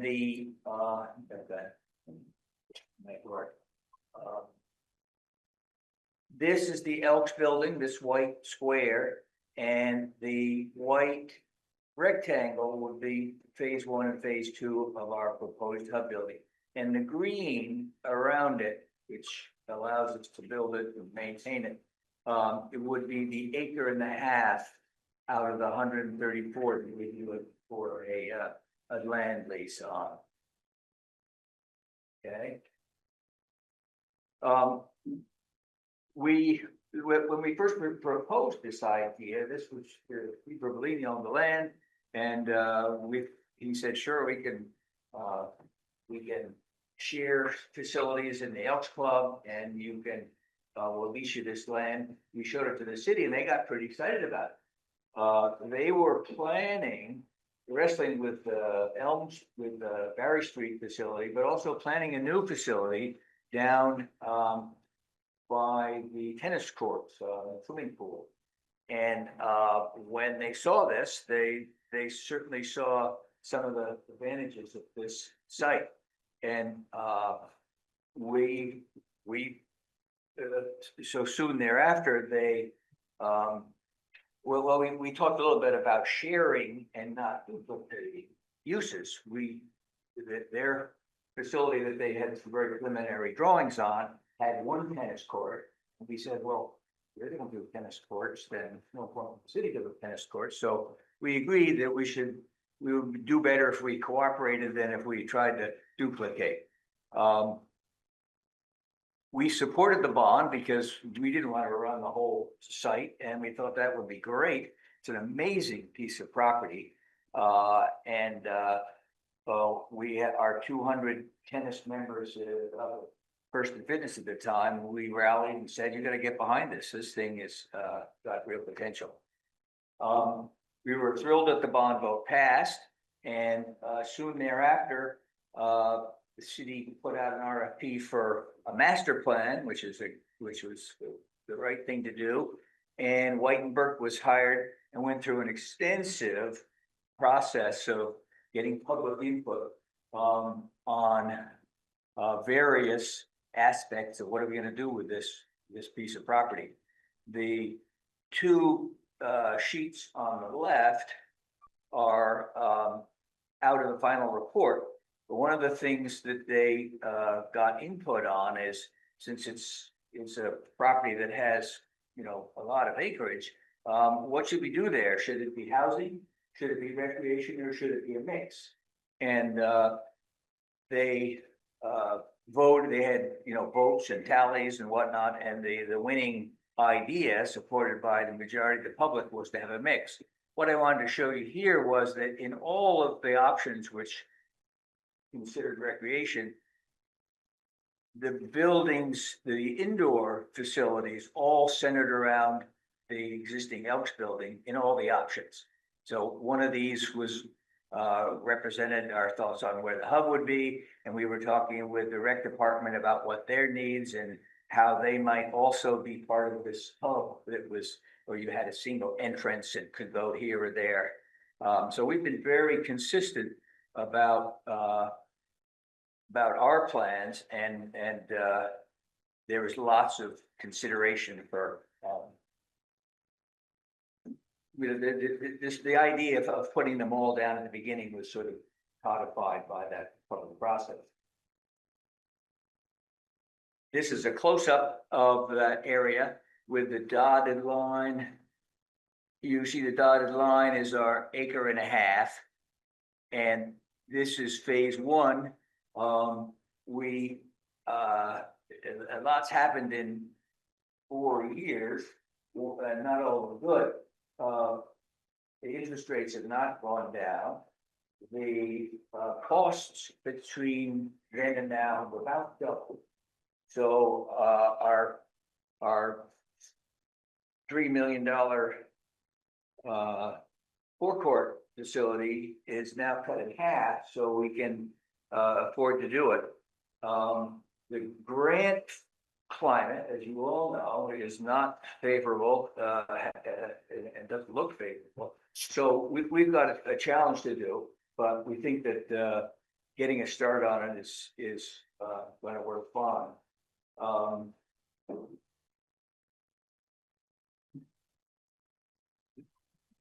So this is a rendering we did long ago of our forecourt facility. They say it'll now be a 2, but our idea really is to sort of replace the First and Fitness tennis facility that was in Berlin.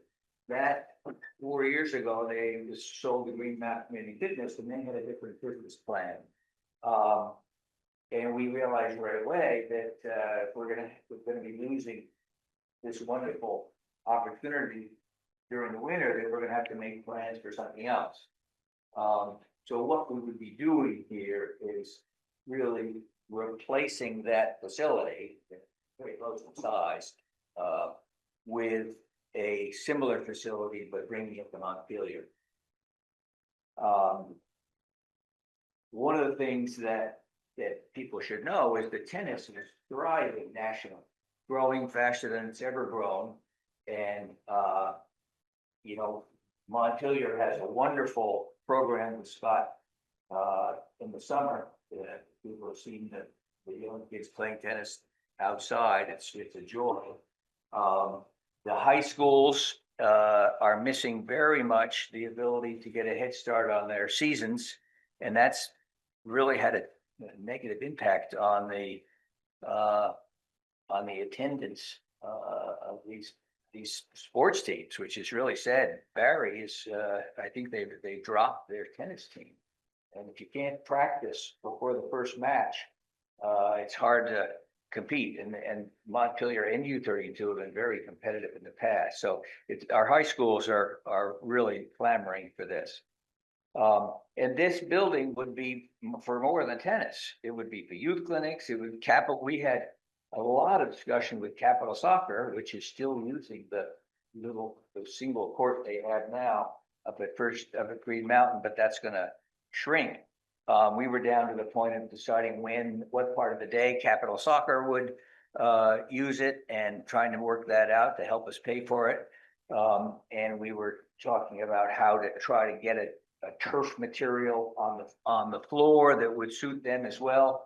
And we actually think we found one up in Canada that might serve more than just tennis.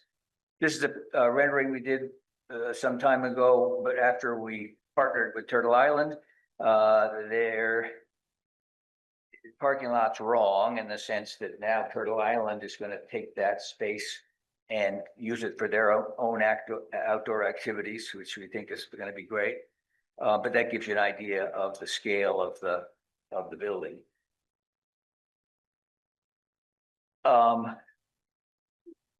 Inside the old Elks building, our plan is to provide a virtual sports or a sports simulator center. And I don't know what that is, never been in one, but others have, and we think it's going to be a moneymaker. We heard from the Central Vermont Community Development Association that 2 other parties last year had sought to come to Central Vermont, provided business plans, and they all look very profitable. So our goal is to try to help pay for the sports barn. And whereas this started as a golf simulator, the software is really improved apparently, and now includes hockey, baseball, soccer, cornhole, frisbee, and other target sports. So apparently there's a center, you do what you're going to do with your swinging, and then your friends heckle you in this sitting area in back, and apparently it's quite popular. So this is good for all ages, and it gives people a chance to hone their skills in the cold season. And there's no indoor tennis or simulated sports anywhere in Central Vermont. This is a picture of the Elks Club, and the bottom you would approach from the bottom. So the purple is Turtle Island. They're taking the larger space. The blue is the hub, and the left-hand half is our first phase. The second half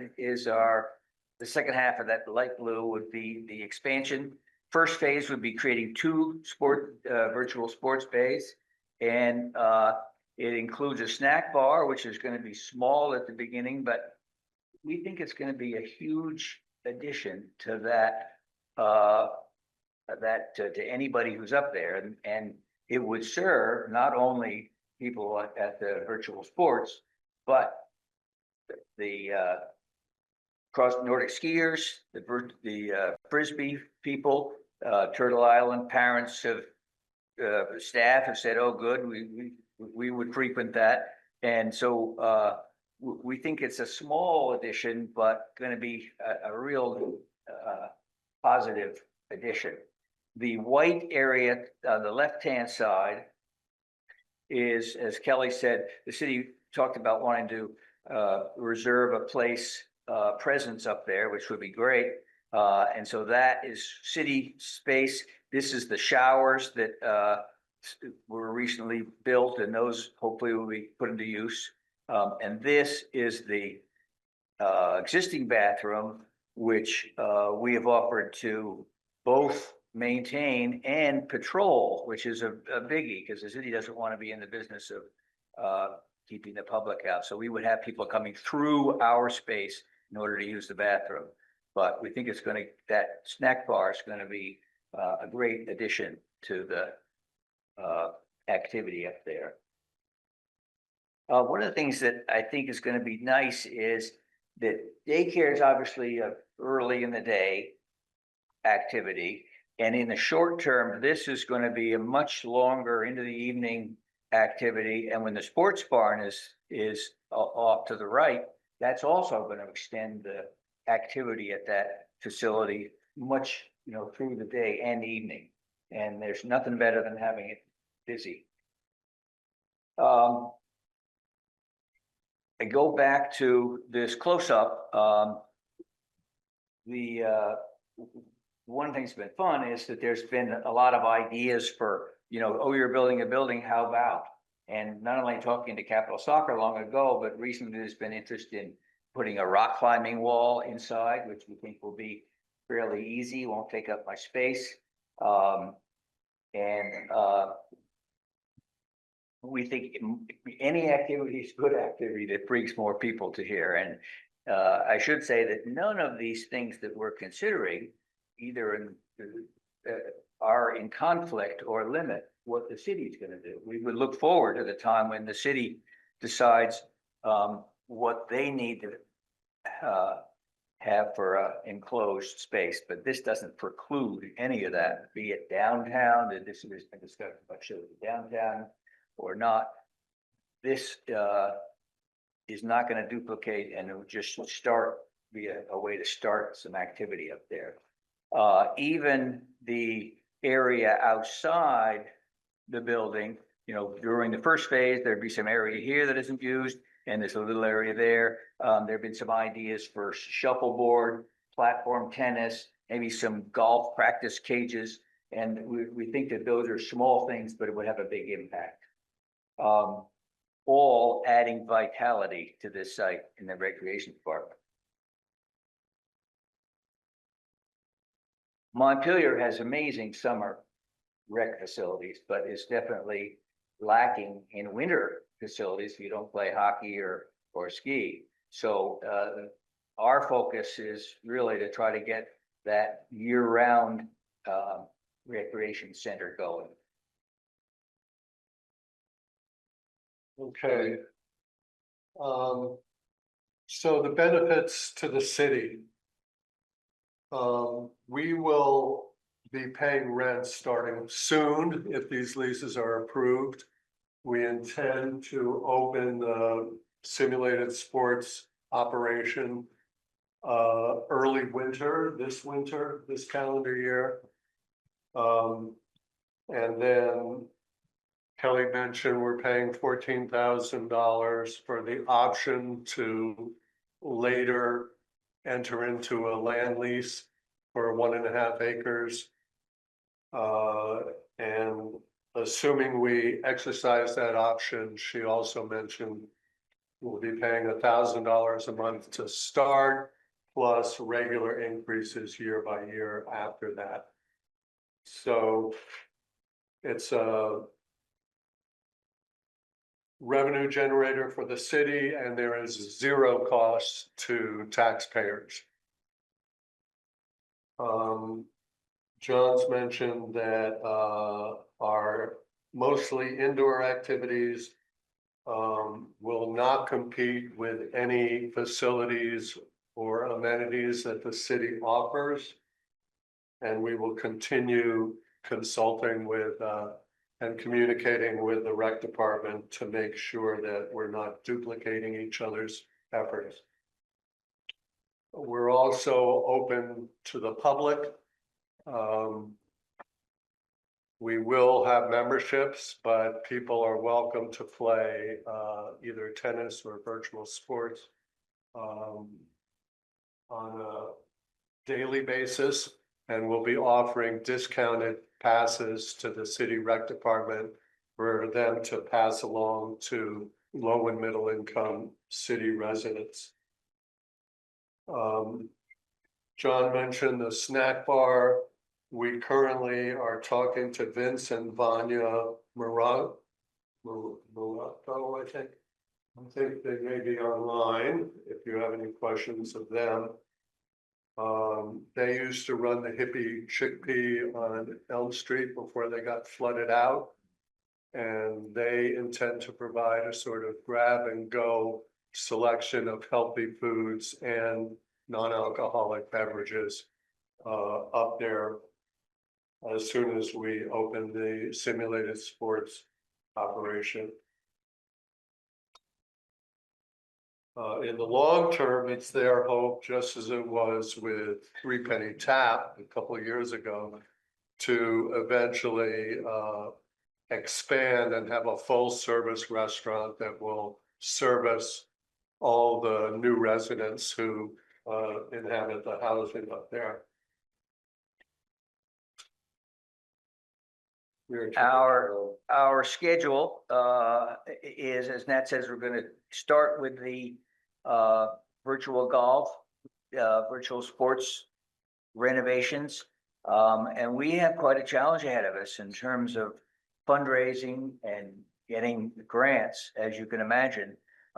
This approval of our option for the land lease will allow us to start in earnest, and we can say to people, we have a lease, so you can, this actually is gonna happen. We're not just talking about something theoretical. That's gonna be a couple of years down the road to complete that effort in a tough climate, and we definitely realize it's gonna be a challenge. That's why we need the 5-year option before we actually sign the land lease. And there will be opportunities to amend the land lease, and it will come before the city council if and when we exercise that option.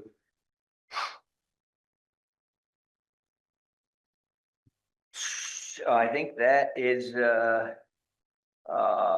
that's sort of a summary where we're excited about what we're doing, and it's a small part of what is a much more exciting longer term vision. But it's a tough climate, as you know, for the city to be asking the taxpayers of things. So I think this is going to be even more important to be able to start something than it might have been a couple of years ago.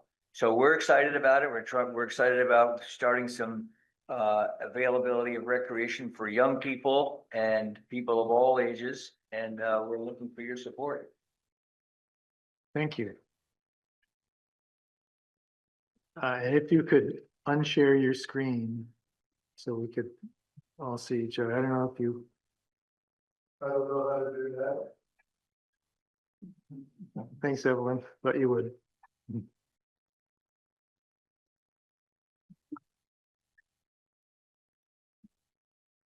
Okay, so.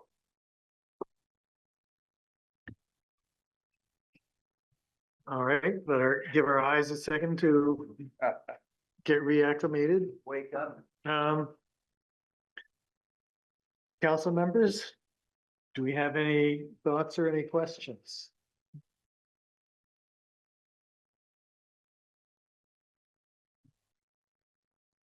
Or Kelly, do you have anything to add at this point? Go ahead, Ben. Yeah, the question. Yeah. I'll go for it. Well, first, I just want to say thank you. Like, I know how long you have been working on this and the hours that you've been putting into it, and really appreciate that. You know, I think as I've told you before, the kind of two ways that I think about this really is, you know, this is a city investment and we need to steward it well. And so what I'm looking for, you know, is are the lease terms advantageous to the city? What is the benefit that provides? And I do recognize, obviously, the benefit of outdoor or of recreation. So I appreciate that. But it's important that we have confidence in the financial viability of the thing that we signed the lease for.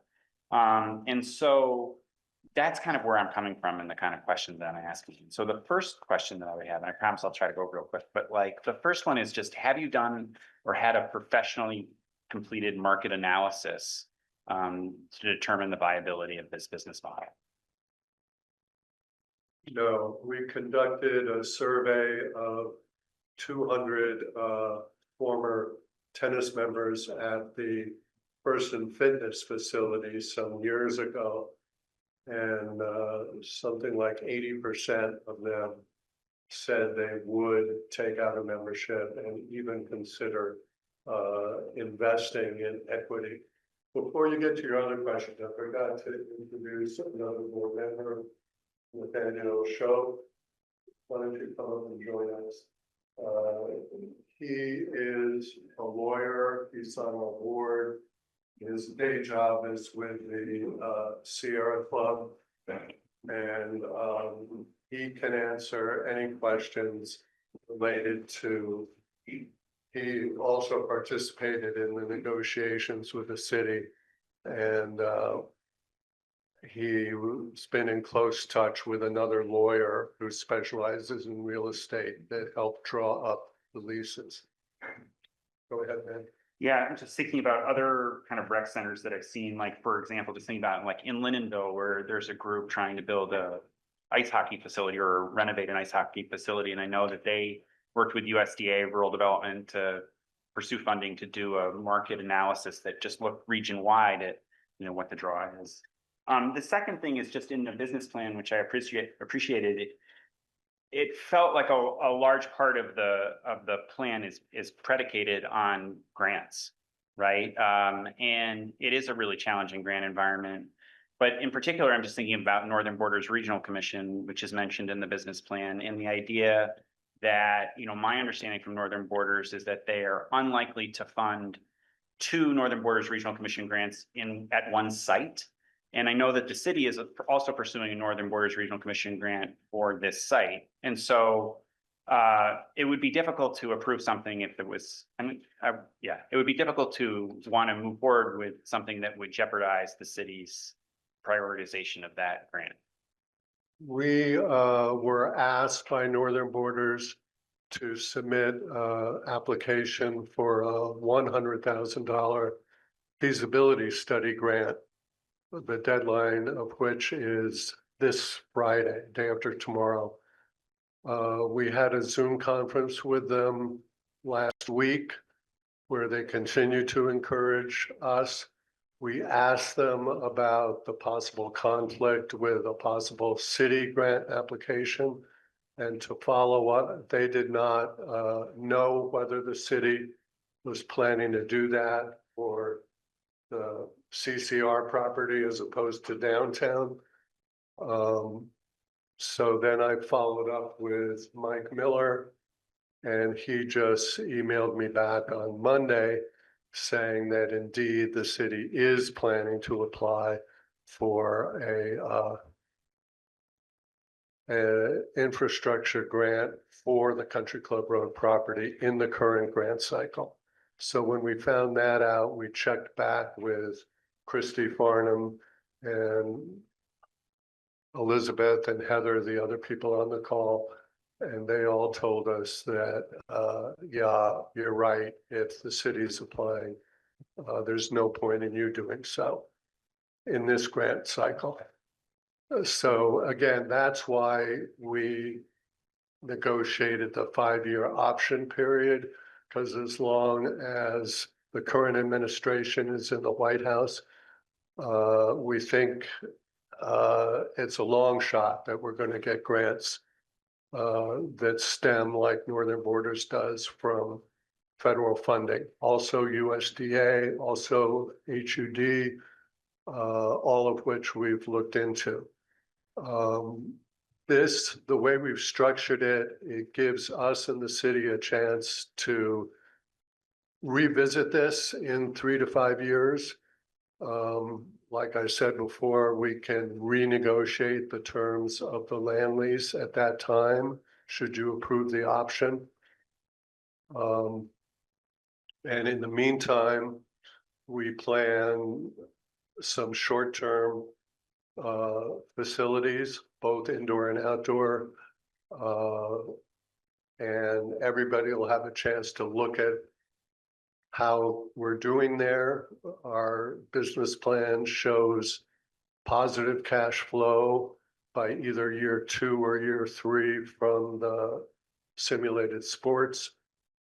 And we will continue to seek congressionally designated allocations through all 3 of the congressional offices. But we realize that there's going to be a lot of competition there.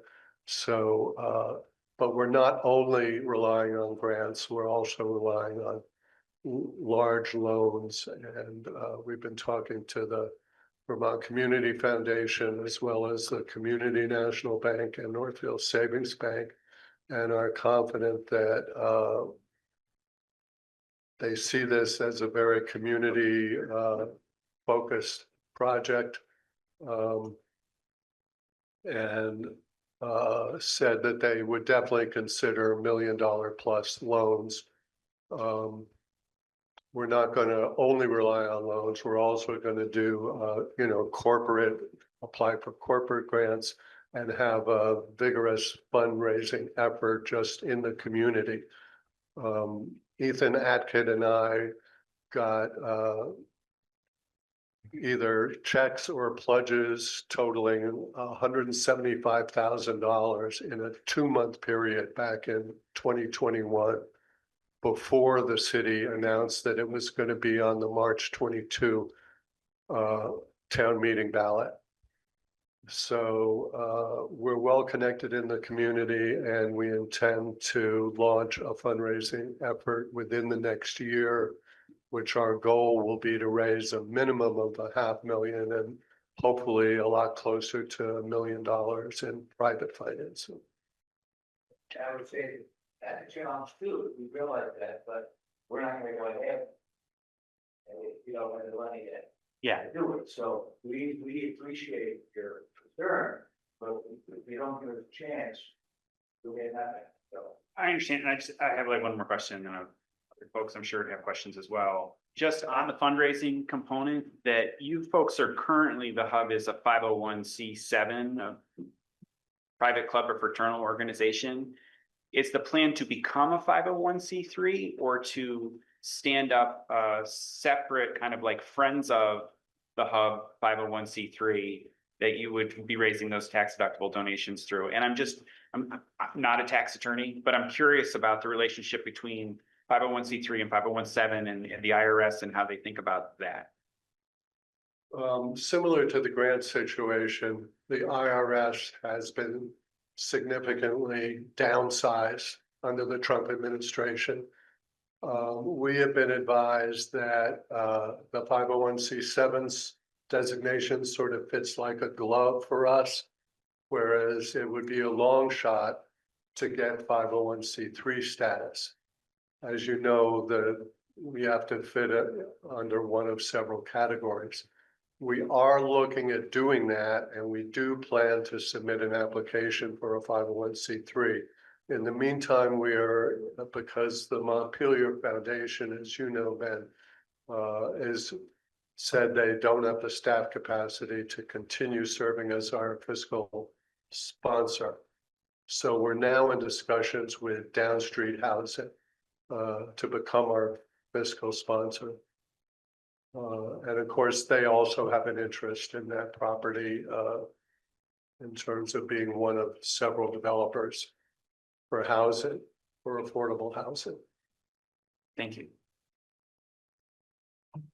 Adrian. Can you just explain just in like very elementary terms? So between now and we had 2028 in here in terms of like potential shovel ready and, raising enough money. So between 2025 and 2028 in the lease, you talked about like the 5-year land lease. Like, what does that mean? So in terms of like the city, like, so you don't raise enough money by 2028 to start building the sports barn. Like what, I need to understand, like in a kindergarten manner, like what does that mean for the city? It's a 5-year option to enter into a 35-year land lease that would then be renewable for another 30 years. And if we are unable to have the financing in place within 5 years, we have the option to buy time if we put up another $14,000 for the same 1.5 acres for an additional 5 years. However, it is our hope, half the people on the board are going to be in their early 70s or even 80s in 5-year time. We're doing this not for ourselves, we're doing it for our kids' generation and generations of our grandchildren and great-grandchildren. We see this as a long-term benefit for the city. I don't know if that answers your question. Can I just ask a follow-up? Yeah. So, one of the opportunities I think, so one, first of all, thank you. I think recreation is, one of my big, causes here in Montpelier. I think recreation is going to be very important over the next 5-10 years as, the world changes and, local recreation is going to be very important. And having these indoor opportunities. And there's nothing more that I've seen that got people riled up in Montpelier than this proposal. I got so many emails today, both pros and cons. I mean, it was wild to see the discussions out there that, you never know what gets Montpelierites engaged. This is it. And so just kind of sharing some of the questions that I have received, and we've heard some of these, concerns about tennis and, not, sharing the values of, the Montpelier community and being exclusive and, having other opportunities besides tennis. And I did hear you say that you did talk to Capital Soccer and exploring some type of turf down there. So I think I'd like to hear a little bit more about that. And I know that I've talked to you a little bit about a rock climbing gym. I am working with a group and we're doing tons of research around rock climbing here in central Vermont. And I would love for there to be just within that 5-year period to look at opportunities to partner with these organizations to make your business plan more diverse in your offering so that we can accommodate the needs of Montpelier residents, as you said, for your grandchildren, right? The next generation that's coming behind. So, what if tennis does not take off and, my children and their children aren't interested in tennis, right? So they might be interested in rock climbing, they might be interested in soccer. So I think the more you diversify that space, the more longevity that sports barn will have. And I think the investment will go farther, and I think our community will be more engaged in that conversation, which would then help you in your fundraising. So I think it all just having people understand that you are looking at partners and that there are conversations that are happening beyond just tennis, because I think people are like hyper focused on that. So if you just want to just share a little bit about what that may look like and maybe some opportunities, just so people that, listen to this kind of understand the full scope. John mentioned before that we had several meetings a couple of years ago with Capital Soccer, and they were quite interested in the space. It would work better for that if it were a 4-court size building than a 2-court. In terms of indoor, obviously there's significant outdoor soccer happening already. And that will continue and will be available for intramural sports a limited number of hours a week. Soccer being one example, lacrosse being another. And also for concerts and other community events.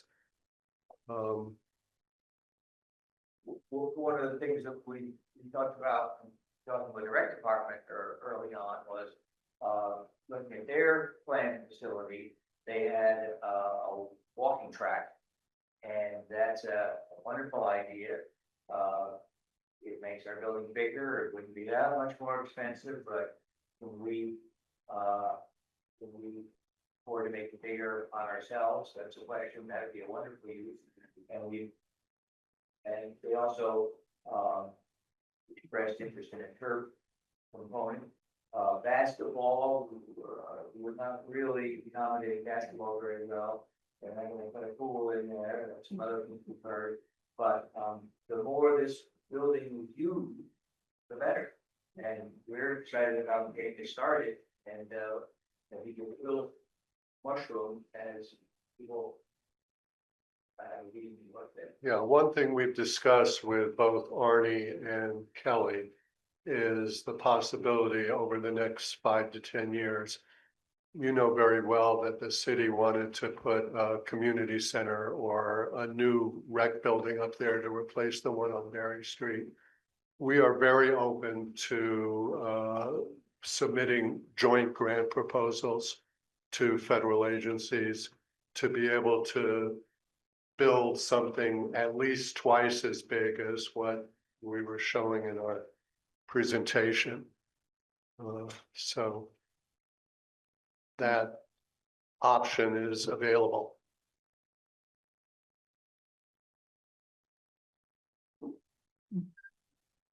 Ben, do you have another Well, question? I have one more. Oh, go ahead, Ben. I've got one quick question, maybe while we were talking about other things, we said something about it, but I just want to make a clarification. Kelly can also answer, will this initiative will be paying tax? Or because you are nonprofit organization, there will be no tax is coming to the city? So my other question, will be the Montpelier residents paying for this initiative through their taxes, or we will get some tax from you? As I said before, we're paying the city in a number of different ways. My impression, but it's really a question for Kelly or Mike. My impression is that we will not be paying property tax. And thank you for your patience. I know that it has been taking, I don't know, almost 4 years. So you've been coming and like going back, doing other studies. So I really appreciate your patience. Sometimes things really get longer than we anticipated. Thanks. Ben. Just, yeah, I want to echo that. I get how long you've been working on this and that these projects take a really long time and that they're hard. One of the questions, I mean, I think probably the biggest concern I have actually is the opportunity cost to the city through the option. You know, that it's a 5-year option for $14,000 with the opportunity to renew after 5 years for another $14,000. And if I read it correctly, the option is transferable to another entity controlled or designated by the hub. And so I guess what I worry about is the idea that you folks try as hard as you can to make this thing happen, but there is a scenario in which for 9 years, we're waiting for it to happen, and the city will have received $28,000 for that, right? And so, you know, thinking about like an RFP is going out presumably this fall to developers around what's going to happen with the rest of this Country Club Road site.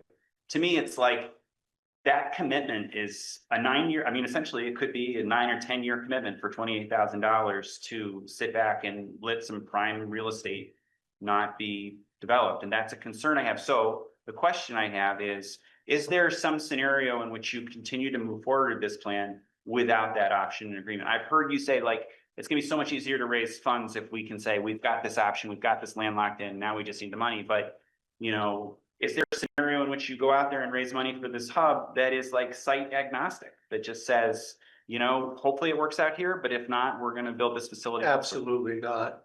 Okay. All right, well, that answers that. We've been working on this hard Yeah. for 4 years. Yeah. And if you all turn it down, it's going to be, you know, a huge blow to us. And we'll basically have to start from scratch, start all over again. In terms of the opportunity, it's an opportunity for the city. It's an opportunity to get something started up there where virtually nothing has gone on. Well, there have been a couple things, but not a lot has gone on since you purchased the property fully 3 years ago. There is Nordic skiing.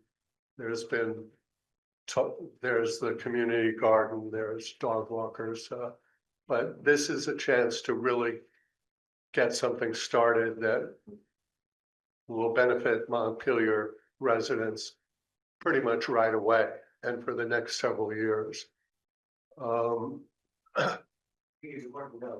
Without, our main focus is the sports part. And Yeah. We're hopeful, but we certainly you know how hard it is to raise money and whatnot, so, we don't want to be unrealistic, well, no, again. Yeah. But we need that to be able to raise money, we're not gonna be able to raise money. We need site control. Right, that's my question. Do you need site control? Right, okay. Ability. And this has lots of, this has so many positive aspects for making it being part of other rec facilities that can have the show that, is really essential. It's really good site control. Carrie, and then- If we don't get site control, then we won't do the, what do we want? Carrie and then Adrian. Thank you. So I have a question that's kind of combining points that both Palin and Ben were making and gets to, you may not be able to answer this. This may be a question that Kelly or somebody else may be able to answer, but I'm thinking about the relationship between an organization that builds a building and owns it and does not own the land underneath it. The city maintains ownership of the land. And so I'm concerned about risk, just as Ben is concerned about opportunity loss, I'm concerned about another scenario where you start to build it and then 2 years later it's not a go and you can't do it and you leave. Or what happens to the building then? And what is the, who takes care of it? Who tears it down? Who turns it into something else? And then also linked to the question about taxes, I'm a little unclear how property taxes work when you own the building, but you don't own the land under it. So, I mean, we do assess property taxes on the land and the building. So I'm thinking that, the land, since we own the land, there would be no property tax assessed on that. But the building under typical circumstances, I think, would be subject to property tax.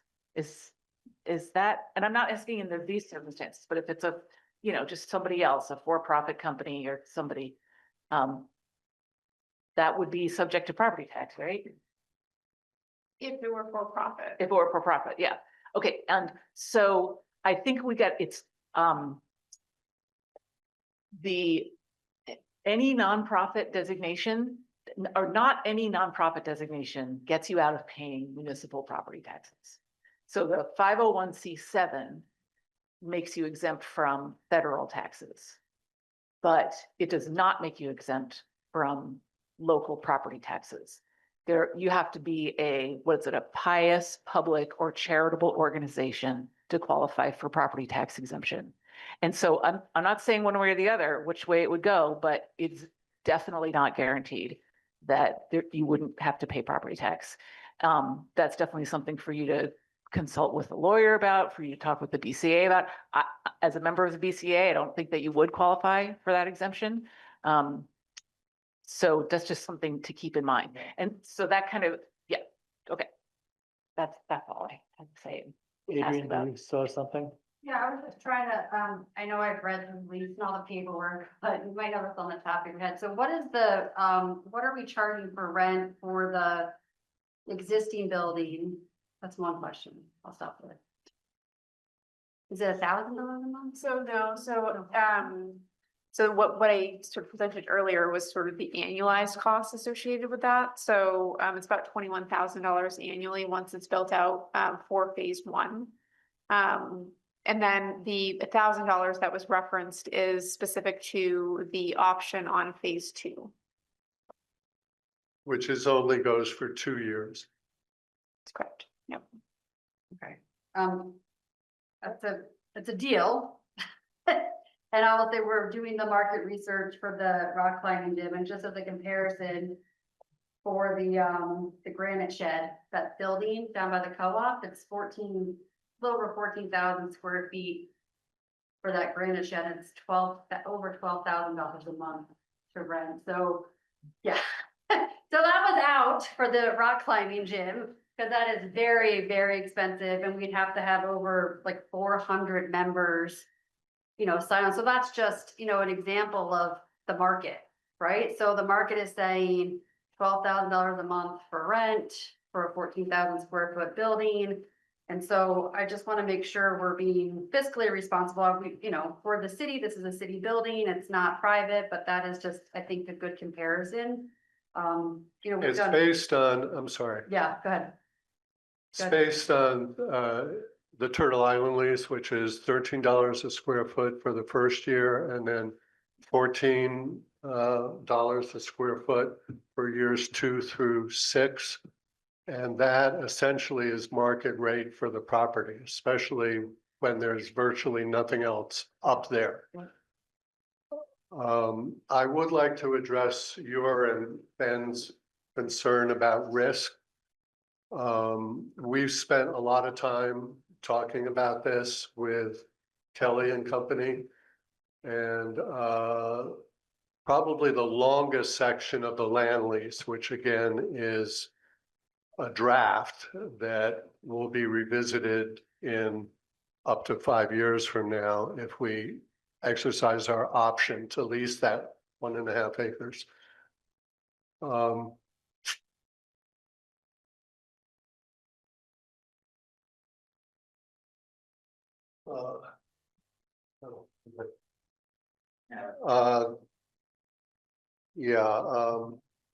Probably the longest section of the draft land lease pertains to default.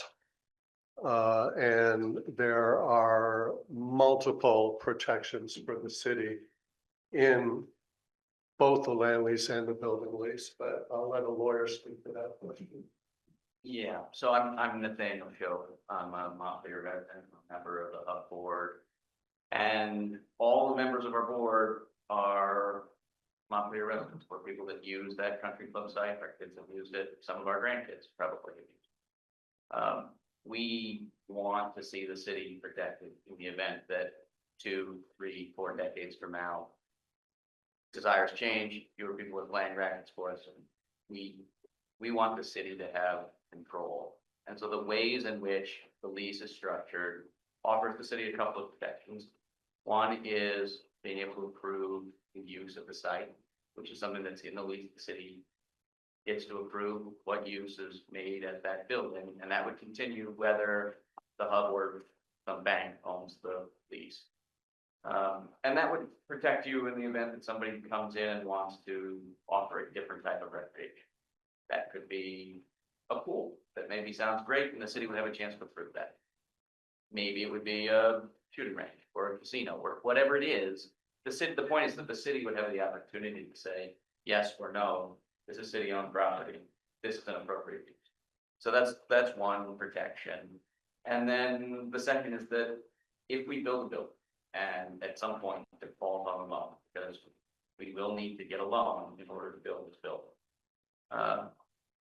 The second protection is that if we were to default on a loan, the bank would have to stand in the shoes of the hub, which means all of the obligations that the hub is taking on would then be held by the bank, and they would be, whatever loaning, whatever financial institution would be obligated to the city in the same way that the hub. So those are two, and one of the things that if there are additional protections that the city wants to work out, we're amenable to continuing to figure out a way to make this work. Because our interest is not, obviously, if the hub doesn't exist, our interest is making sure the city feels comfortable with the terms. We are happy to help make that happen. Well, let me follow up on that, because you're going exactly where I'm going. Within the past year, we were looking at investing in helping a developer invest in or develop property on Isabel Circle, and ultimately the council decided not to go forward with it because we didn't think we were adequately protected. And that's what I'm concerned about here, because you're looking at millions of dollars in debt. And is there a way to obtain a bond that would guarantee performance into the future to protect the city against what happens beyond the two things that you've mentioned? Thanks for the question. You mean a bond that would, say, cover all of the potential rent due in the future? That would- What would the bond cover? Well, I'm not really sure how it works, to tell you the truth, but I think you need like a loan guarantee or something like that. Something like If that. There was a default on the loan, that the loan could be, is there basically a way for the building not to come encumbered with additional debt? Because I really appreciate that protection of like the city has an option of like, what is the use of this? But I'm just thinking it's also about like, what will the market bear, right? So like the IROC facility in Newport, right, which was a rec center that, by all means was very popular, but had challenges being financially sustainable, is now a sticks and stuff, right? And, that's certainly not, I don't think, maybe, but I don't think that that's within the vision that we've contemplated right now. So it really becomes down to like, is if the property is encumbered with debt, is there a use that's viable that covers the debt that fits within our vision? That's the kind of challenge. And maybe with a loan guarantee or some kind of assurance, if, the building can inherit it without that debt, then it's much more flexible.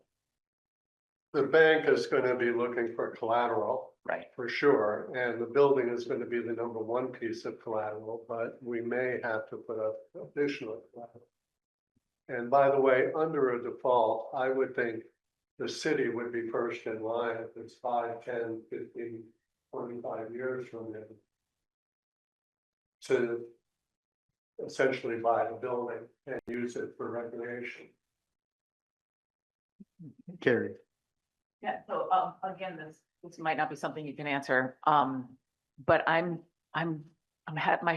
very concrete literal brain is having a hard time understanding what happens down the road when you've got a building owned by Joe on land owned by Jane. And then Joe leaves the building. Who's responsible for that building? What happens then? I mean, I'm having a really hard time wrapping my head around it. And a 35 years lease, 35 years is not really all that long. If after 35 years, we all decide this isn't working, it's not going to happen, what happens with the building? Or if there's a default, or if you go out of business, or any number of things happen, what happens to the building and whose responsibility is? And I'm thinking about Home Farm Way, where we had this building that was in a situation for many, many years where no one was really quite sure who was responsible for it, right? Because it was a nonprofit that then dissolved and I don't want us to be left with that. So something that's going to protect us from that, as well as, I think, the full amount of rent we would get for 35 years. If that were if we entered into a 35-year lease with you and then went out of business after 10 years, we would still want assurance that that we get the lease is fulfilled. At the least, I think.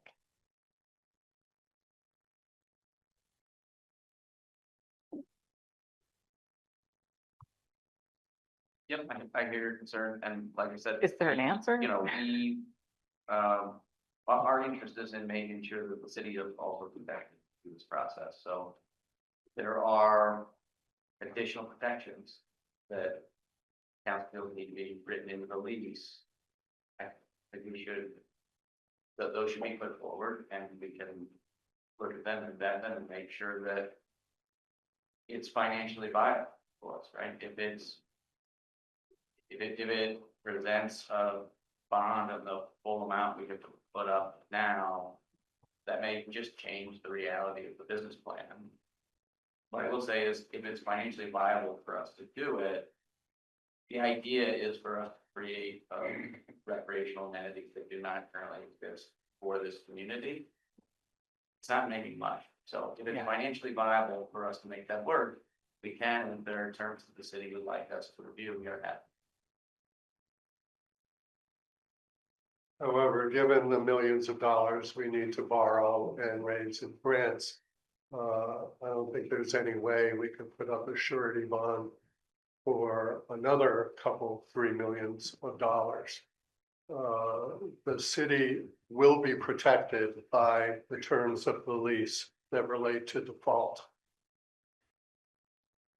I would also say I'm not a real estate person, and frustrating, not a one part of the discussion, but a 99-year lease is a very common arrangement as opposed to, not, this is the first one.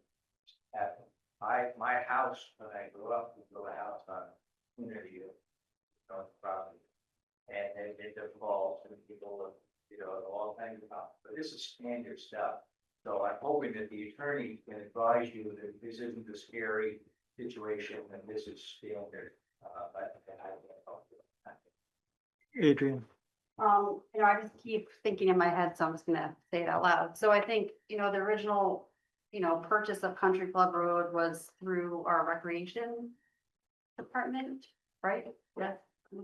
In part. Yes, okay. Million of the 3 million, yeah. So they purchased this land. The original vision was for recreation.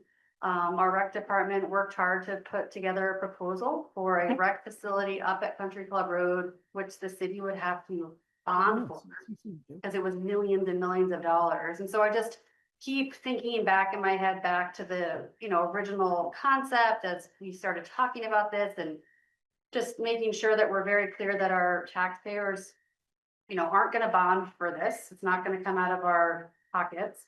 If for some reason it doesn't work and you do build this beautiful sports barn, the city has the first right to take it over, which was the original, we wanted to build a sports barn, and, that was, the Country Club Road was supposed to be used for recreation because that's how we purchased it. And, we're now layering in housing, we're thinking about community, what that vision looks like.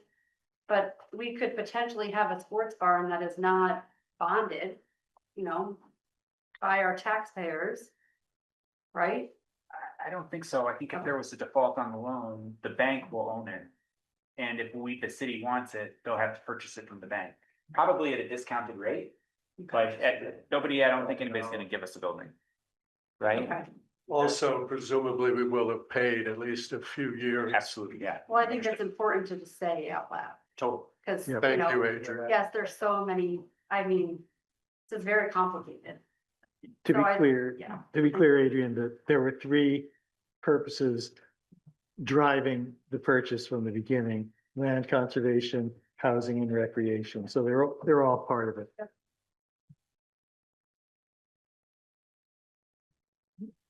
Anybody else? I want to open it up to public comment, because we have got a lot of emails on both sides of this question. And so if you're a member of the public who just wants to say, I agree that this is a good idea, or I agree that this is a bad idea, I can assure you, we've heard a good number of people saying that. However, I don't want to cut off public comment from people who want to be heard. And Dave Bellini, I see you're up first.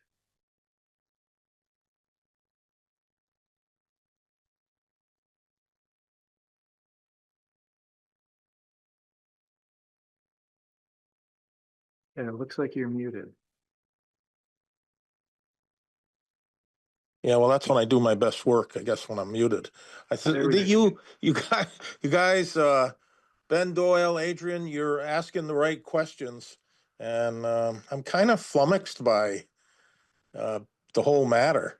I was sort of leaning in favor of it at first, but I'm hearing them say they don't want to pay any taxes, and Pellin's correct, saying the city taxpayers can't be backstopping this. We've got enough entities in Montpelier that don't pay taxes, the nonprofit capital of the world. I'm all in favor of the sports. I mean, I think it's great, whether it's tennis, it's a great game, soccer, great game, cross-country skiing, fantastic sport. They're all good. But I just want to caution the city, if you enter into this agreement, first of all, the rent that they're paying seems really low. I think I could rent my house out for more money. But protect yourself financially, and if you don't know the answers to questions, don't enter into an agreement. I spent 35 years in collective bargaining, and if we got a proposal that we didn't understand, We didn't just say, well, sure, we'll give it a shot. We said, no, all the questions need to be answered. So I hope you get all your questions answered before you proceed. Thank you very much. Thanks, Dave. And I'll just point out, there's been some discussion about the whether this enterprise would be paying property taxes on their holdings. The governing precedent, Nathaniel, you undoubtedly know this, is the Vermont Supreme Court decision of the American Museum of Fly Fishing, which sets forth the test for what what is taxable, what's not taxable, and it depends on what's the use of the property, not the characteristics of the property owner. Anybody else before we entertain a motion to go into executive session? Hi, this is Elena Gustavson. I'm sorry, I don't know how to raise my hand in this. Well, I hear you now, so go. Thank you, Jack. I just have a couple of questions basically for the council and for the hub.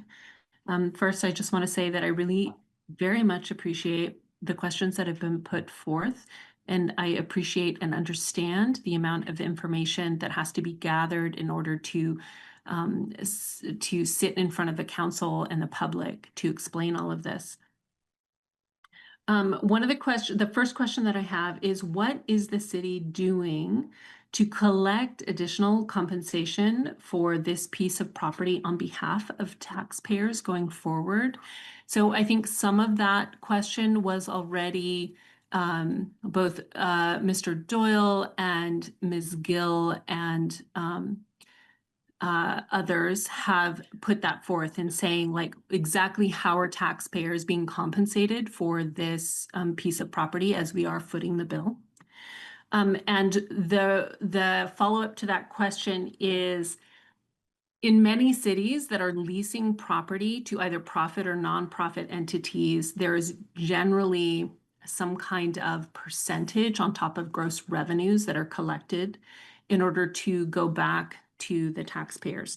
So as an example, having worked with the city of Los Angeles as a concessionaire, we were required to go through a contract and a process, et cetera. But to break it down, we would have to pay a certain percentage of our gross revenue back to the city of Los Angeles, basically compensating taxpayers for being on their property.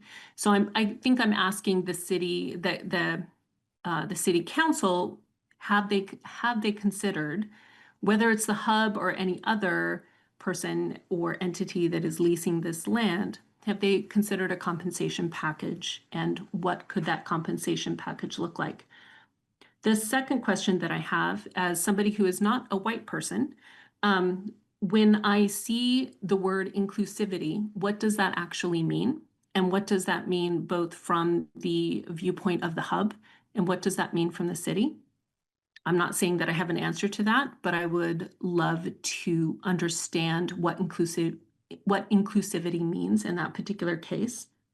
And then my third question is both to the city council, specifically to the city council, and to you, Kelly, is, has the city done its own financial assessment of how they will be compensated for leasing this land, whether it is to a nonprofit, to a for-profit, et cetera?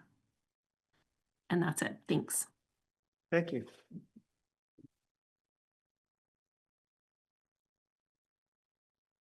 Donna. Thank you. I had a hard time getting my button up. And I really appreciate, Jack, that you clarified the misunderstanding about the goal when we purchased the country club property, that it was housing, recreation, and land conservation. And that indeed the city council initiated it. And then we asked staff to look at it for these various things, because we had the opportunity to finally have some control over some land that can meet some of the city's needs, and hopefully find private developers to help us do that. I have a big concern that this land has been sitting 3 years now. We've had some opportunities to take some short-term revenue and chose not to.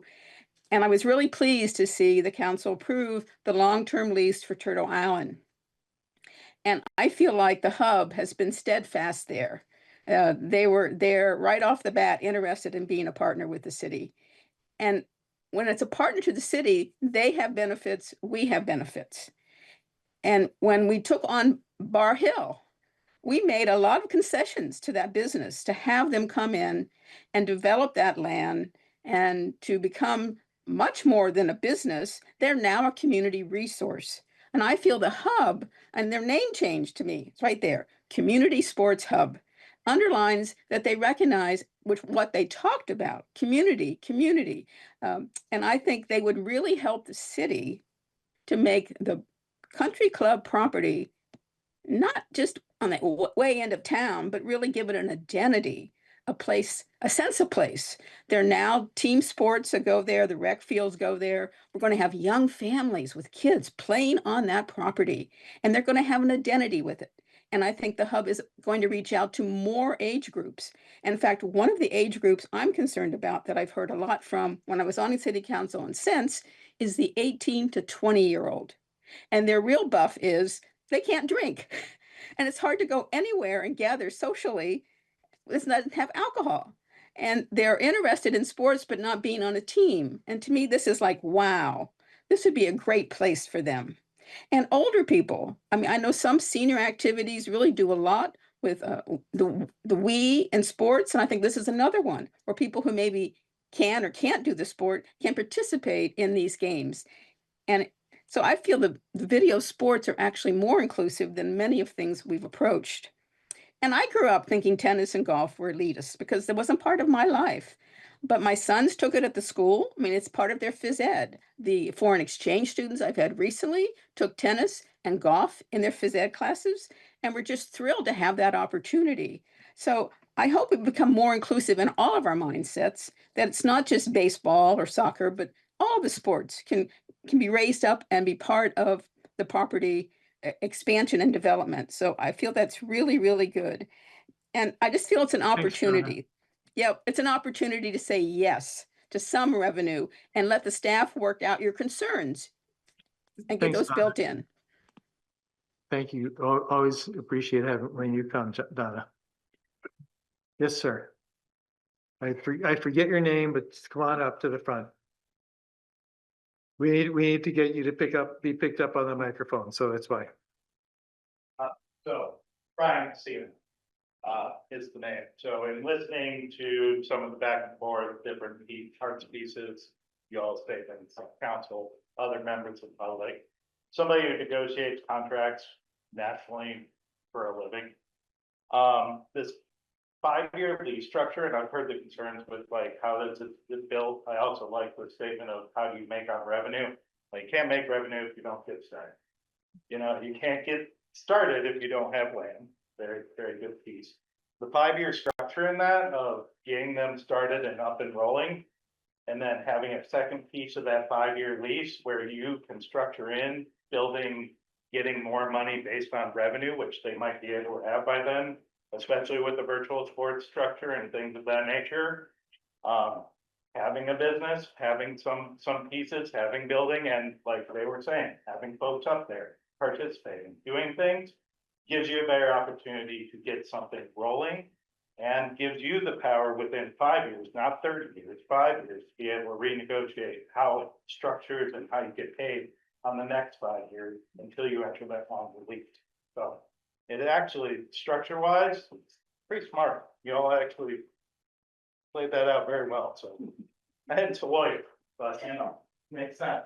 So just wanted. Thanks. Thank you. Okay, at this point, I would entertain a motion to go into executive session, and the standard is set forth in the board packet.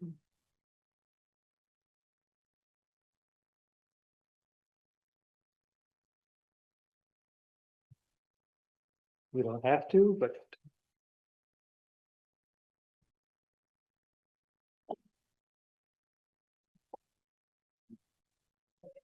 Okay, Gary. All right, I move that we enter executive session per 1 VSA section 313.2, which is the negotiating or securing of real estate purchase or lease options. All right, is there a second? All those in favor signify by saying aye. Aye. Opposed? Okay, we'll be doing it upstairs in the little room that we've been doing council meetings before, and we're also overdue for our 10-minute break. So we'll take our 10-minute break and then go into executive session. We're ready to come back. Is there a motion to? Is there a second? Second. All those in favor signify by saying aye. Any opposed? All right, we're back on item 9, Country Club Road lease. I'd like to make a motion that we instruct the city manager, acting city manager, to continue lease negotiations and act in good faith to approve a lease, but with the following Framework or, yeah. amendments. Mhm. One, that the 5-year renewable option for the ground, well, first of all, for the building lease and those options, we're in total agreement on that.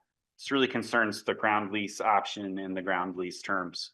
So the changes we're suggesting are rather than have a 5-year option on the ground lease that is renewable, a single 3-year term.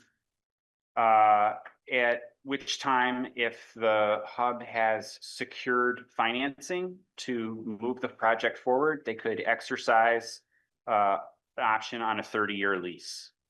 And this would also require, the financing would also require an surety bond. And those are essentially the three major amendments that we would look to make in the lease.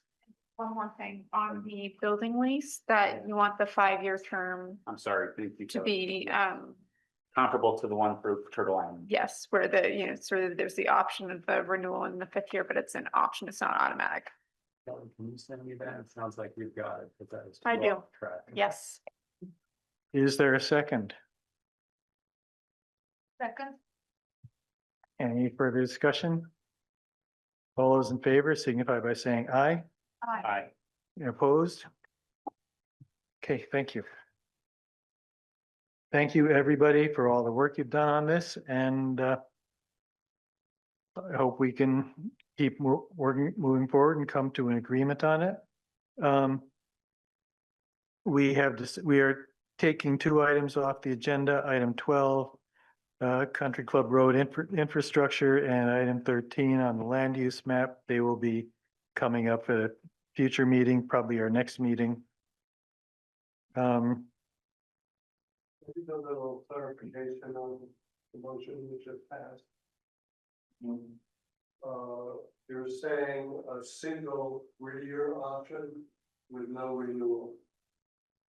I think the option for new, this would be worked out with the manager, but I think the option would be 3-year potential renewal, but decision by the council, not an automatic renewal based upon the hub's decision. The way it's currently structured, right, would be 5-year option that is renewable from the hub's point of view, which so it would essentially be 10. And instead, we're saying 3 years, which we believe gives enough time to line up the financing for the project if it's going to move forward. Respectfully disagree. I understand. Okay. So there may or may not be a renewal option after 3 years. Right. And then that would lead to a 30-year lease rather than the 35 years that we propose. With no renewal? At the end of that 30-year term, the question of renewal would be by mutual agreement of the parties. So no guaranteed renewal.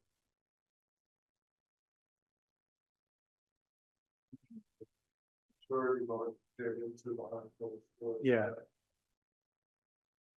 When can we expect our next negotiating session? When can we expect the city to act on a new motion? Well, you and Kelly can work out the next, you and Kelly can figure out when you meet next. It's the expectation that it will be taken up again, possibly as early as the next council meeting, which is September what? Seems pretty unlikely that we'll be able to put that on the agenda for that night, but you and Kelly can figure that out. The next council meeting is September 10th. And then the 24th after that? Yep. All right, thank you. Thank you. Thanks. Thank you. Thanks for coming in. Okay, next up, we have item 10, homelessness discussion follow-up. Okay, we are continuing last meeting's discussion, so we wanted to talk through a few items, but just to prep the topic at hand, we did hear from a lot of people in the last meeting, and so we really do want to keep this conversation at the forefront. It's really important to the city and how we go forward. And so just to provide a little bit of context, because there have been some questions about, how many people are currently living outside. So I just wanted to kind of give that. So we did provide the point in time count report as part of one of the items last time, but just to highlight it for folks, there are currently 651 people living outside. And here in Montpelier, we're estimating, based on what our service providers have told us, there are about 30 to 40 members within the community. So just wanted to put that into perspective for you. And I also wanted to kind of highlight, some of the items that are just, really tricky, when we've been talking about this, we really want to make sure that we're treating people with dignity and respect and make sure that, all members of our community can be, here and present. We also are weighing that against public health and safety concerns. And, we do have just some concerns around equity on both sides of the equation, really, compassion and accountability. So, we're really trying to weigh the issue, understand that we are at a critical point. And so just based as we put into the agenda item, that there are sort of three topics that we wanted to kind of highlight for tonight. One was to provide a briefing on Confluence Park. Two was to provide a process review for the encampment policy review and revision. And then the third one was to just talk about the homelessness task force and status going forward.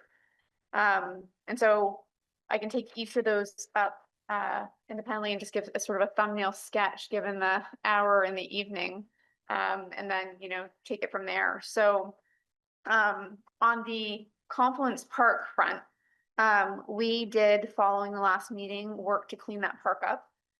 We did encounter, some biohazards there. So we do currently have that section of the park sectioned off so that we can figure out what to do next with that area.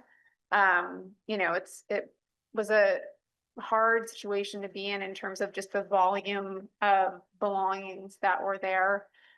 We did our best to try to sort them. And then, the things that could be saved, we did sort of leave there to be claimed, because we weren't wanting to just take them away without folks having the opportunity to do that. We did not have to store anything, thankfully. We would have if we needed to, but people did claim their items at the end of the day. And so at this point, we are working to manage the situation at the park. We would like to keep it open and accessible for use. There are three options that staff has come up with in terms of next steps at that location, just in terms of cleaning everything up and opening it back up to use. So the first option would be to seed the area with grass. And then we'd be able to open it up. It would take about 6 weeks for the grass to grow there. So it'll be a little bit of time. There's a little bit of an investment there, so about $3,000 or so to do that. But it would, make that space usable again. There would be a coating of topsoil that would be put down. The second piece would be to potentially maybe put some stone or gravel in the area. And then the third option is to put down some a fence across that we could, open and close the park. So that then people could use it. So just providing some options in terms of, what we might do next. The lowest sort of barrier option is just to seed it and then open it back up. So there's that piece. The second item that I mentioned is just process review for policy. So we talked a little bit about the encampment policy last time. And we were able to, make some adjustments to that policy. They were, adjustments that we were making for just consistency with current practice, and then also just to, address some of the needs for staff. And so we did make those changes, but we also realized that there was a need to really take a look at the policy. And so we would be outlining a 6-month process based on the motion that came before us last time, convening a group of service providers, which I've got a listing, but I'm not going to go into it at this point. But if this is the way that we want to go, then I will send invitations tomorrow to these folks. So the first sort of the 6-month review would include sort of initiation and scoping. So we would take a look at the current policy. Then from there, we would do research and legal review. So the current policy is based on sort of the Grants Pass court case, which was not decided at the time. So now that it has been decided, there are additional sort of legal instances that we might want to include. We would also include a component of stakeholder engagement. We would draft policy recommendations, and then we would bring those revisions forward for council to consider. And so in that, we would be convening sort of a group of service providers to really review and work that policy to come up with some options to then bring back. We would also have a public input portion of that process as well. So there's that piece. And then, the third piece is with the homelessness task force, in terms of the policy, we had talked about, maybe referring the draft revisions back to the homelessness task force. One of the things that was on the table was potentially making them a committee with a new charge and maybe new membership. But I also think that it's probably a good idea to also consider the other options, which would be, we did the committee review. So, potentially putting the committee on hold. Also might be, considering using them in an ad hoc way, or elimination, depending on what council would like to do going forward. So that's a lot packed into this one item. And I just want to take stock in how complicated this issue is and how hard everybody's been working just to try to do the right thing with the resources that we have. We know that we need to work on, increasing access to shelter and housing. That's really important. And we also know that we've got to address, behavioral health, and we're trying to do that with outreach services. We know that we need to coordinate with local partners. And I think, some of this conversation has really spurred that on. We do have a situation table training coming up. I think that will be really helpful in how we approach this going forward. And I also think that in reviewing the encampment policy, we'll be able to kind of start, our very own kind of version, within the city. So I think that things are starting to take shape. The reality is that people are still in crisis. So I don't want to, minimize that either. And then, the thing that I will also mention is that we do have some pretty significant concerns about public health and safety. And then with all of this talk, we really need to talk about sort of our policies and funding alignment. So that's a lot. The actions that we, are taking at this point, as we have cleaned up Confluence Park, we're working on addressing the encampment policy, and, we're working on identifying short-term solutions. So with that, I'm just gonna open up conversation, and I don't know if we want to just take the 3 items one by one, or if you want to take general comments. Totally up to you. Why don't we see if we can have a little bit of structure on the conversation by taking the items one by one in the order that you discussed them. Okay, great. So I think for Confluence Park, really what staff was looking for there is we wanted to just provide a little bit of a briefing of where we stand today, and to get some guidance from council on how you would like us to proceed with the cleanup of that park. And so there are 3 options that we have kind of worked on at the staff level. We could do one, a couple of them, or none of them. But, you know, I think the lowest sort of bar would be to reseed that area and then, you know, open it back up for public use. The other is, you know, to, you know, landscape with some stone, which would be a little bit more durable for future use. And then the third option was to put some fencing along where the current bike racks are, so that we could sort of open and close the park. So there would be sort of probably an opening in that fencing, so we could go out mowing and then to open there during the day and then close at night. Adrian. I feel like you also have like another option, maybe I don't remember this correctly, but was there an opportunity to partner with the Arts Commission? Oh, did we talk about? Yeah, feel so like we had batted that idea Okay. around, you know, maybe potentially, you know, we might be able to put some sort of art installation there, and that could still be an opportunity once we had reseeded the area and sort of cleaned it up. We were talking about just alternative ideas that would, you know, really help the community, I think, and also kind of beautify the area. And so Adrian and I were talking about that is, you know, for sure, yeah, would be a good idea. But in terms of the short term, 3 options, put grass on it, put stone on it, put a fence up. Yep. Yeah, I mean, I would go for grass. Yeah. Great, so that's done. There you go. Thank you. So in terms of the process for the policy review, I want to make sure that we do this because I do think it's needed. I do think that the situation has evolved. And so how we would do that is what we're proposing is that we would convene a group of service providers. And I'm happy to share sort of that group with everybody. But we would convene that group, then we would sort of start the process.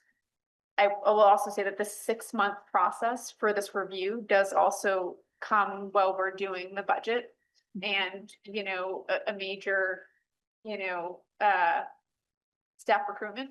So it's kind of a lot. But if I mean, the motion from the last meeting was to do this within 6 months. And so we do have a timeline here to sort of get this group convened, get the policy in front of them, do the legal review, have an opportunity for stakeholders to weigh in, just to make sure that there's ample review of it and then bring it back to you. Adrian. So I'll make another kind of timeline adjustment to that. In a proposal, thinking about this, kind of as like a system that potentially could be sustainable moving forward. So I'm just I know we've talked about the situation table, and that training is happening September 9th and 10th, but I just want to read a couple sentences so people understand actually what that is. So it's a training. It's a train the trainer that is being funded by our governor through the Department of Public Safety. Yes, Department of Public Safety. So this is what Governor Scott has decided to put, you know, his funding into this training. There's an organization out of Massachusetts that has been hired to host this training. They do it around the country. They're coming to Vermont. They've done it in a couple cities, and it's called the Situation Table. So this training is designed specifically for service provider professionals and agencies that deliver support and resources addressing community health and social health challenges. It is not an open forum, so that's important to remember. So nor is it a public meeting. Instead, is it a structured, confidential session where professionals bound by privacy regulations such as HIPAA and CF 442 collaborate to support at-risk individuals, vulnerable families, and communities. So this training is happening in Barrie on September 9th and 10th. We're encouraging service providers and you know, folks that are within this definition to attend. In Montpelier, Barrie had, I think, 23 folks that signed up. And so we're trying to increase our numbers for Montpelier. So what I'm thinking is, let's attend that training. Let's see what we can learn from this framework. It is a national framework. And let's see what lessons we can learn. We might not adopt everything from this framework, but I think it's very important to Montpelier to commit to attending to this. So we have September 9th and 10th, and then October, I proposed a community meeting in Montpelier of providers, which I think very much matches a proposed list that we could talk about that is being hosted by the Central Vermont Regional Planning Commission. And we're looking for a neutral facilitator to host that meeting so that one, we can bring in our group of folks here in Montpelier that have hopefully attended this training in Barry, and we can build upon that. So how do we create this system in Montpelier so that we have trust within our providers, we have trust within our agencies, we have these open dialogues across this world where these conversations are very difficult, but we can use this framework to help facilitate those conversations. And so at the end of that meeting in October, my hope is that we leave with 1 or 2 action items, like at a minimum, something that we could focus on that's within our sphere of control, within our budgetary constraints, and that all of our partners are in agreement that we're moving forward in the same direction, whatever that may be. And so at that time, I would like the group that we've convened to then have a charge, hopefully, to focus on the encampment policy.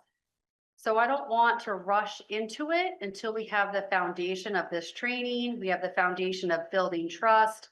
We have this facilitated meeting, just really kind of restructuring and resetting these partners so that we're all working together in a very effective, efficient, and open, honest way, and that there's a charge, like we know what we're doing, and the council is on board with that. Good work. So who can attend the training? I mean, who are candidates for the training? Who would we, September 9th and 10th. who would we send? Yeah. So let me just look that up because there's a list. Oh, Can you, okay. give me 1 second? Hold on. There's a whole list of people. If someone has another question, I will look. Well, so I feel like what I heard, right, was, we've got this 6-month window during a very busy time to review the encampment policy. And you're suggesting, Adrian, like, well, let's actually take advantage of the situation training and then also convene a meeting of providers and interested parties at the Central Vermont Regional Planning Commission. Those 2 activities would inform our thinking about the encampment policy and would also maybe give us a little bit more breathing room. That sounds really reasonable.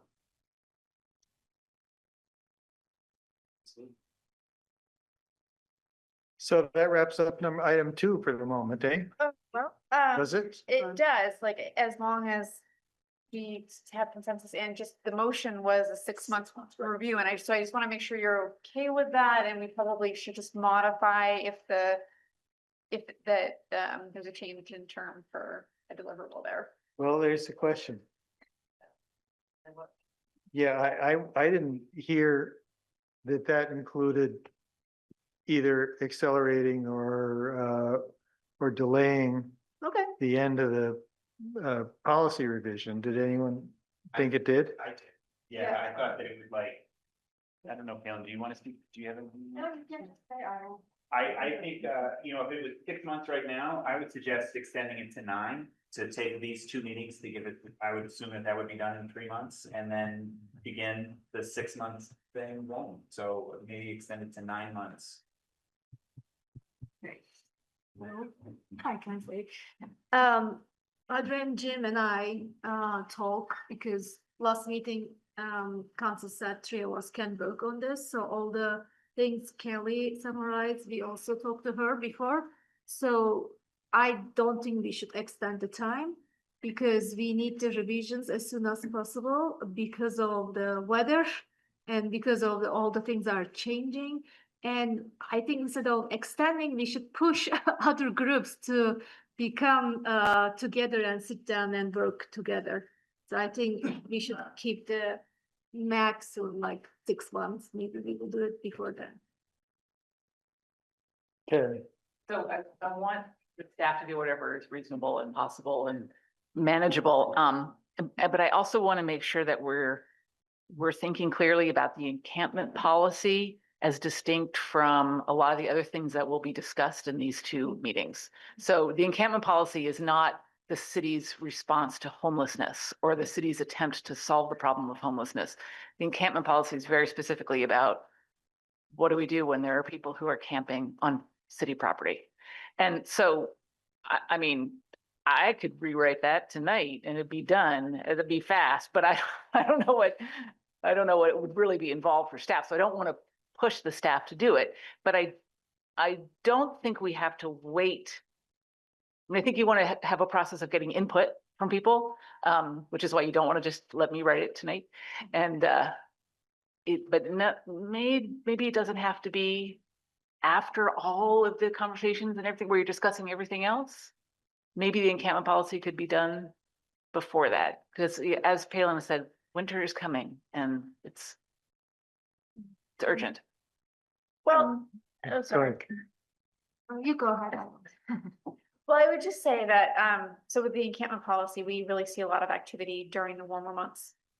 And so with winter coming, like we're, probably gonna see, not as much use. I do think that it's really important for us to, keep talking about the issues associated with homelessness. This is one of the items that could potentially be brought to this group once we have sort of the formulation.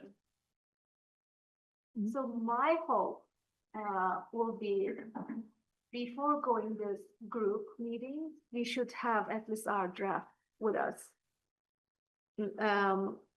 Like revision draft, right? So then the input or the information we are learning from them will be more meaningful about making changes. That's why I don't want to tie the process of that policy revision to all this like meetings and workshops and trainings. I think it should be done separately. Then we can do other things separately. Then we can combine all the things we worked. I know they are related, but I think they are not interdependent. Is it the right word? Like so. But so Palin, are you talking about having a proposed revision to our encampment policy by October? No, I'm not saying that. I'm saying that we don't have to wait all these trainings and meetings happening. So our first decision, 6-month window will be enough. We shouldn't extend that. And if we want to combine all the things that these other groups are doing and help us for revisions, then we should work our first revision draft and bring it to those meetings. Then we can work on it. That's what I said. Adrian. So I don't think it's all these other groups. I think this will be the group. I think it will be a group that works together very closely, that focuses on, maybe it's the re-envisioning of the homelessness task force, but I see this as like the group that convenes. Like there's not like going to be tons of meetings. It's going to be a group that meets to talk about specific issues, to talk about policy, to talk about what we can do as a community to support our homeless population, because the city is not going to solve this. And so this is a very, very critical structure within our city that we need to build up, and we need to build trust, and we need to build this transparency and this coordination, because we're not really good at that right now. So I think we can improve on that, and having these partners at the table to help inform this encampment policy from different perspectives, I feel is very important. So I'm not, as I said last time, I'm not terribly interested in like a top-down approach of the city saying, here's our encampment policy, everyone review it and tell us what you think. I want a more collaborative effort. And that's why I think this structure is really important to build, so that we have those open, honest conversations when we talk about these policies and the issues that we keep continuing to face. Like right now, we're very reactive, and I want to get ahead of it. And before I go on, can I tell you the list of people while I have it up? Sure. So the situation table says all organizations are encouraged to attend, including community-based organizations, schools, child welfare, youth services, hospitals, fire, EMS, mental and behavioral health, treatment facilities, peer recovery, housing, public safety, public health, courts, correctional facilities, city, town government, and local attorneys. system leaders and executives are encouraged to attend day one morning session. So that is the list of partners that we looked at, both, we went down, I got the list of attendees of who's coming from Barry.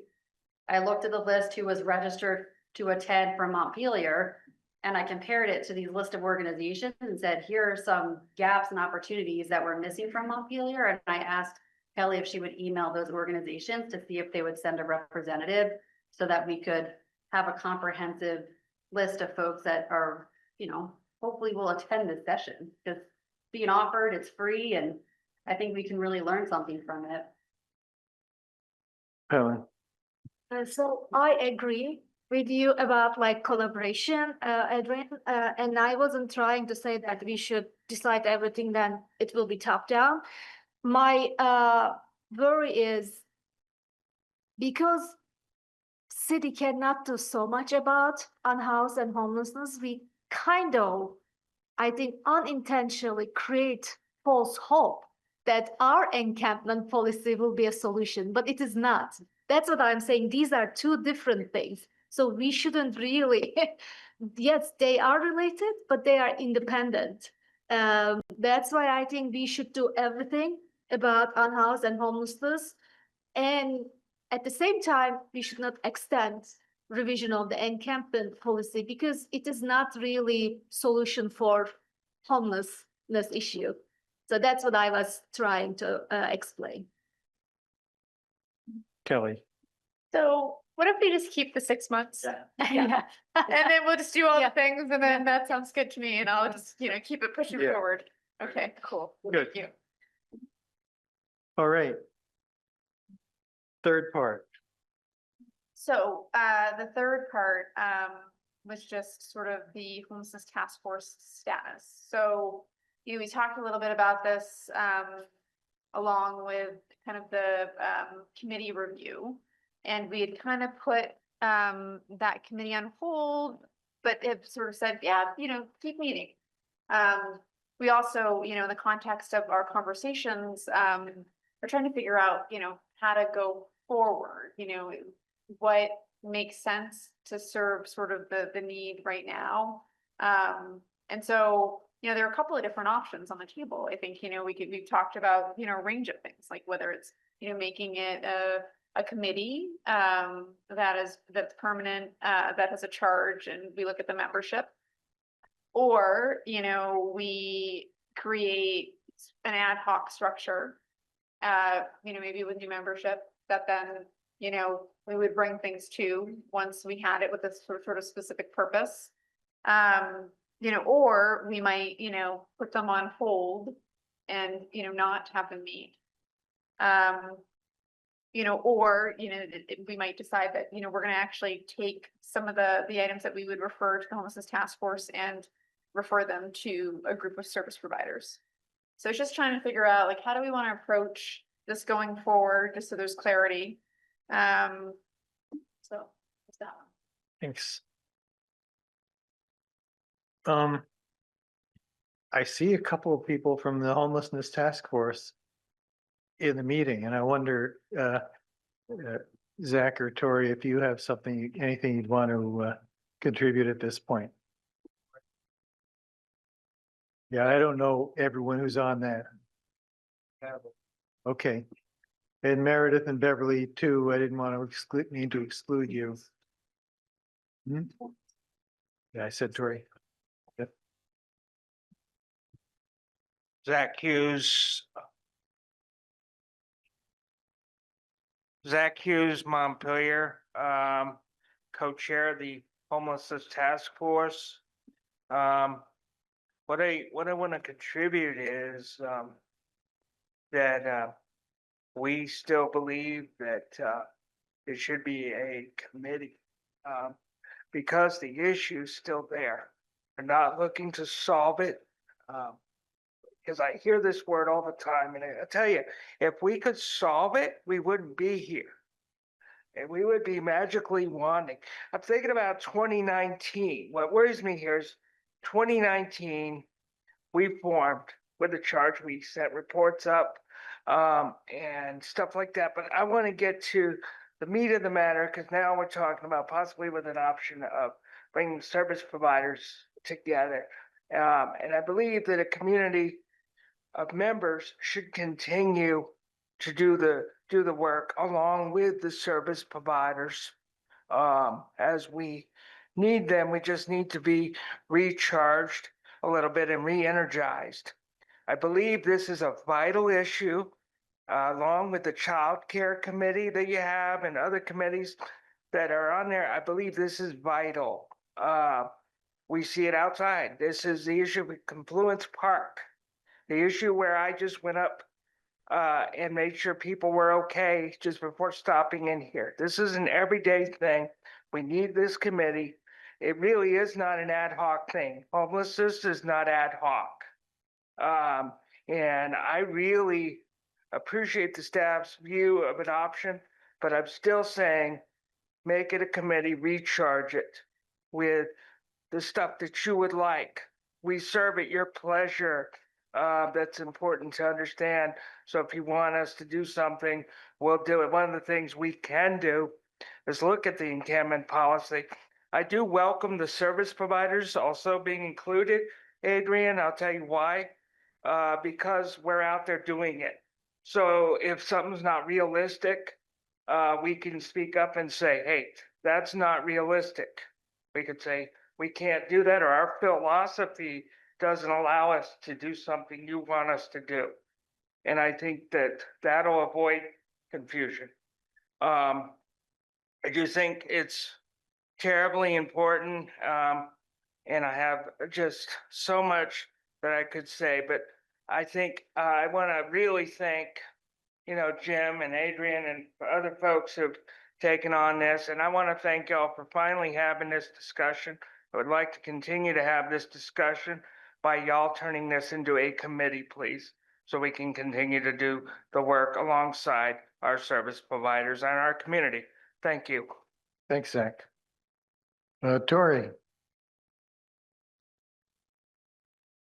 I'm going to second everything that Zach said. I'm also going to say this is a time of night that is well past the point that I'm not really awake. So I apologize for that, but I am one question I have is whether Zach or Bev wants to basically read into the record the letter that the task force sent to all city council members and to city staff about the quote cleaning up unquote at Confluence Park. And I'm very grateful that Kelly got back to us very quickly. I know that there were still questions that remained after she got back to us.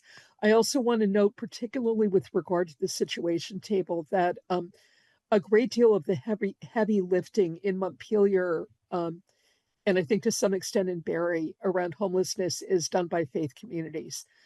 There have been at least 2 times in the past year when faith communities have met on an emergency basis to, when there hasn't been much in the way of civic action at all, to figure out what is going to happen to people who are being displaced from the motels and where are they going to go.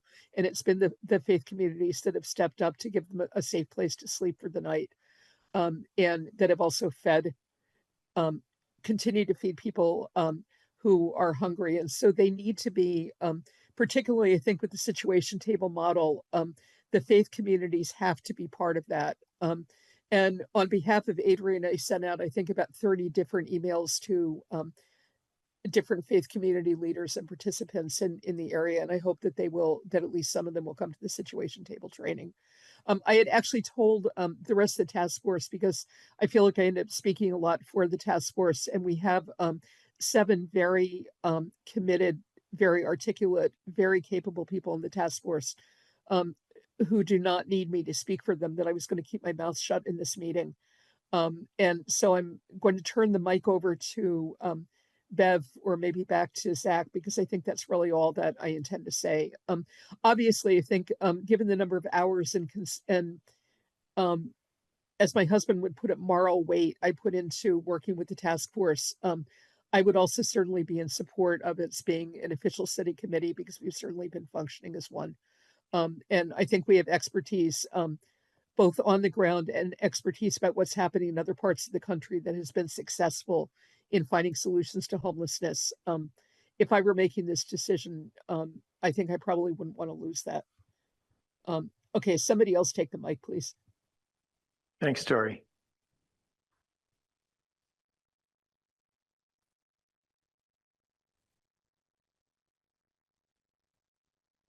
Beverly Allen, it looks like you're trying to be recognized.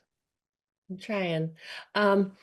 Anyways, as far as the task force goes, becoming a committee, in my mind, it's like, why wouldn't we do that? You know, I mean, homelessness is not only, you know, folks that don't have homes in Montpelier, this is a nationwide epidemic. So why would we not invest all of our resources, or at least the people that are already doing the work, bring them closer to our local government? And, you know, there's a situation table, there's the homeless task force, there's service providers who are serving on all of these city council, you know, I mean, it just makes sense to me to create a committee that is working towards, I heard Zach say, we're not going to solve homelessness, but we can do better, you know? So why not do that? Thank you. Thank you. Jim. It'll help the council make a decision on this.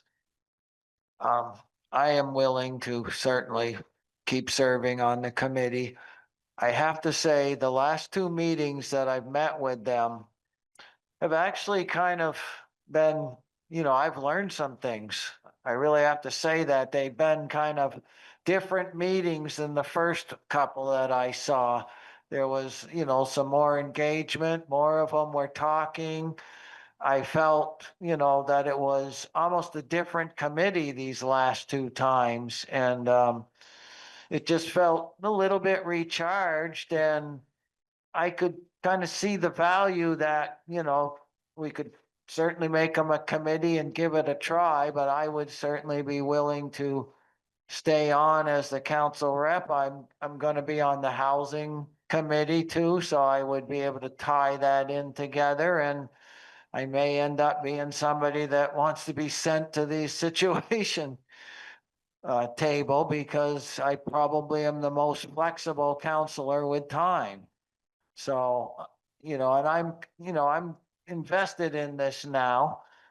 Along with Adrian and Palin, we're starting to talk about a lot. We've had 2 or 3 meetings, the 3 of us, and we're trying to figure it, you know, some way to mitigate this and to do some positive. And it's, you know, it's a tough issue, but I'm just saying that I'm willing to take on that responsibility if it makes it easier for you to decide. Adrian. So I'm gonna just say this probably in general of all committees. If we do not, if the council doesn't have a clear directive and a clear ask, you know, then I don't think we should have a committee, right? So the committees are volunteers. They're people that are spending their time, their energy, their passion to help support the city. So I just want to make sure that before we, you know, think about creating a homelessness committee, that the council is very clear on what their charge is. And with all committees, we should, you know, hold them accountable for those action items, those solution focused, you know, events, and that we're working together. And so I just don't know, like when I'm thinking about this timeline, like do we know exactly what we want them to work on? And my hope is that between now and October, I would like for us to become very clear about what are the reasonable, you know, actionable items that we can charge a homelessness committee with, that they could focus on, they could help support the city. Like, I couldn't tell you what that is, because I don't know. And so do we put them on hold until we become very clear about what we need and what our ask is. Because I don't want to waste anyone's time. Well, let me throw out an idea. The next item on the agenda is to have a discussion about the charge and the structure of the housing committee. If people want to go forward with creating the homelessness committee as a committee, I think what we should be thinking about is doing the same thing, coming forward with a draft charge of the committee and putting it on the agenda for a future meeting. And are people wanting to do that? Yes. That question. So since I've started working with like different stakeholders on this issue, I've learned that, again, it's just a personal observation. As a city, we don't have any strategy about homelessness. That's why we don't know what to ask from task force or committee.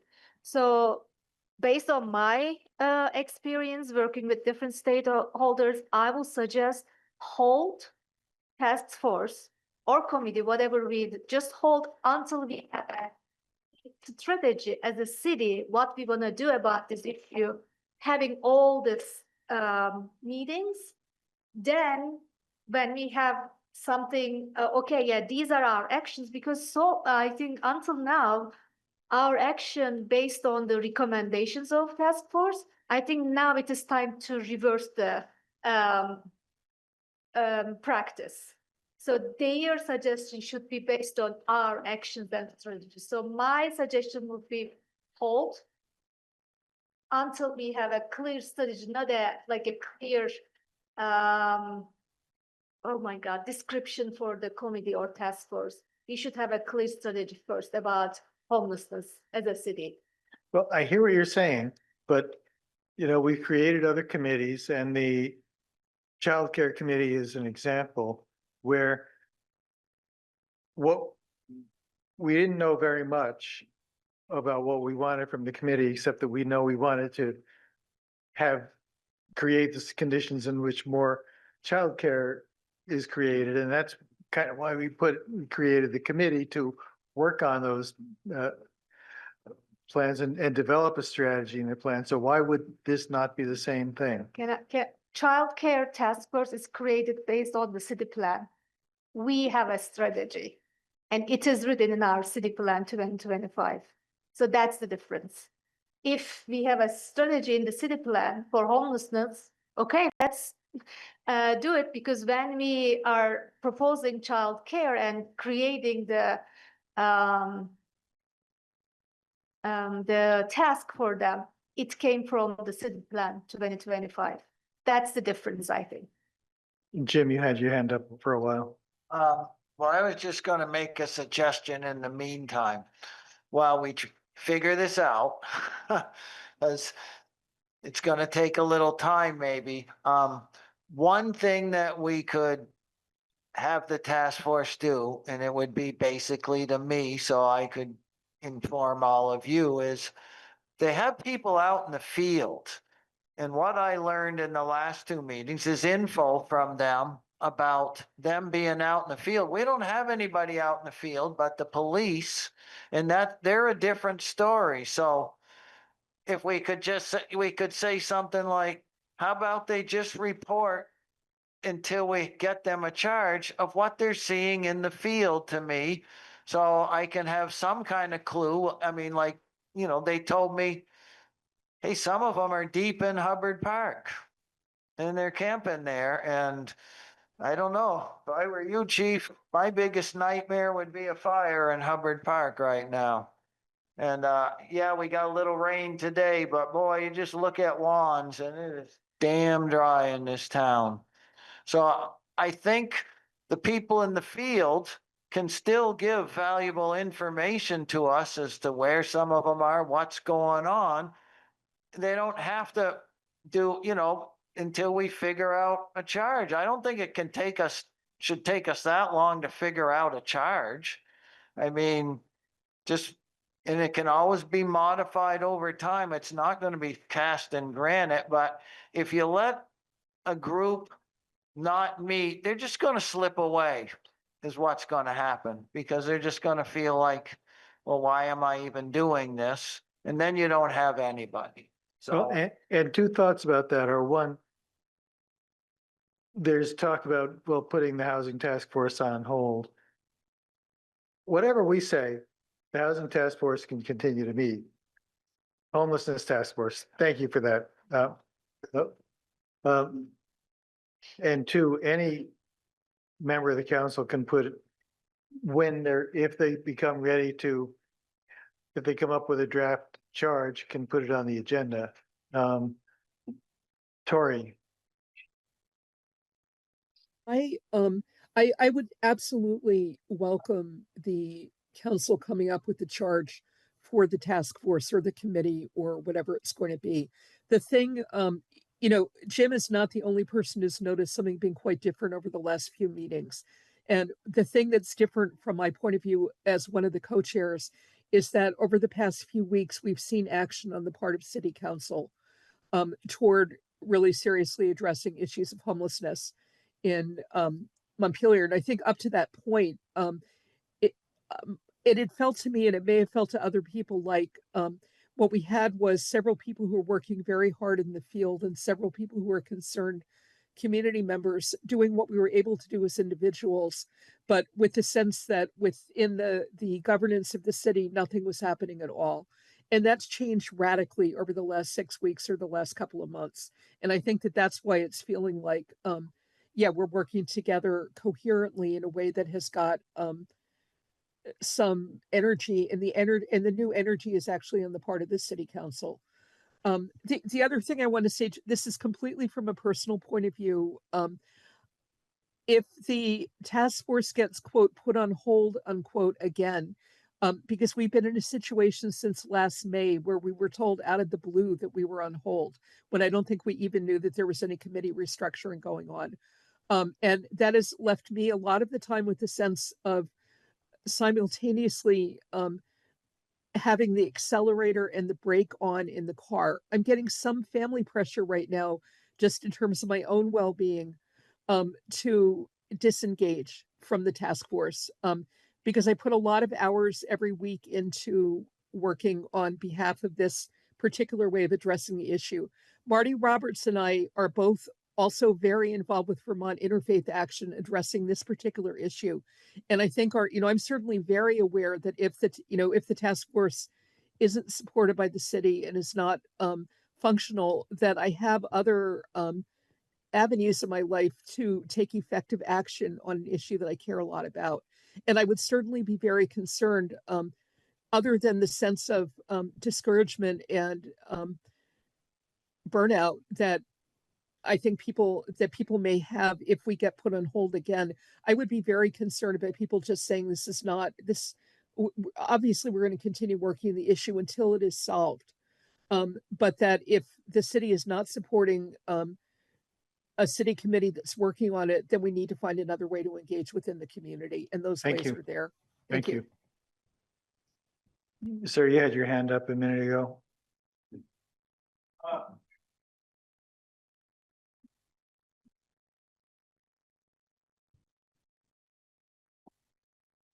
Right, see, I'm not familiar, yeah. So a couple of things are very good that you brought. Could you move the mic over to you? How about now? Better. All right. So, a couple of things. You said folks up in Hubbard Park dug in and thinking about a fire there. I've had to clear out camps behind my house that connect over to the cemetery area. While I talk about nightmare fuel of a fire, that one's even tougher to get through. And it has already been brought up. You had stated earlier, you see it more during the summertime, correct? Because during the winter time, they go dig further into the hills in the area, places like that, the ones who stay. There was risk this past winter of just that kind of incident, fire happening up in dry tinder up in the woods of somebody who's been camping for 15 years in this area and areas in the surrounding area. So again, Encampment policy.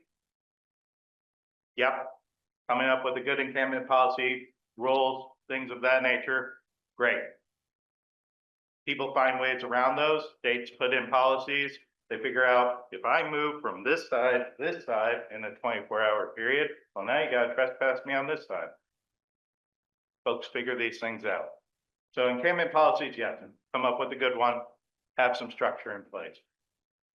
Enforcement of laws, again, this is a big piece, and being consistent on enforcing laws. Having heart, people who are homeless, people who need housing, understand there is a separation. I had a very good conversation with Nolan here on this. There's a separation of folks who are in need of help, who are looking for it and want it.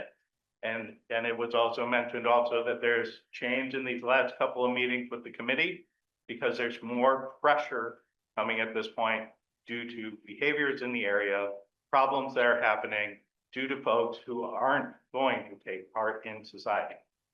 And continuing to wait and wring hands and try a policy and try a committee and these things. Enforcement is something that needs to take precedence. And at the end of the day, my last statement I'm going to say is, was it going to take? Recently, there was a big move by Burlington where someone died and council made a move to stop it. Just stop. So what's it going to take in Montpelier? Is it going to be a kid going missing? Is it going to be, what's it going to take here? Where enforcement becomes a piece of this that needs to be a vote. That's what I wanted to say. I do appreciate you all, what you're doing. So I want to make that clear. Adrian. Want to follow up on that. I feel, and maybe some correct me if I'm wrong, last year, at some point, we had, was it the district attorney that came? The state's attorney. The state attorney? Yeah. So we had the state attorney come to one of our meetings last year, and I wish our Chief Nordison was here, but maybe Kelly, you could help. I think one of the issues was with enforcement is that we arrest folks for violating crimes, and then they go, I don't know the whole legal world, but they go to jail, and then they just get released.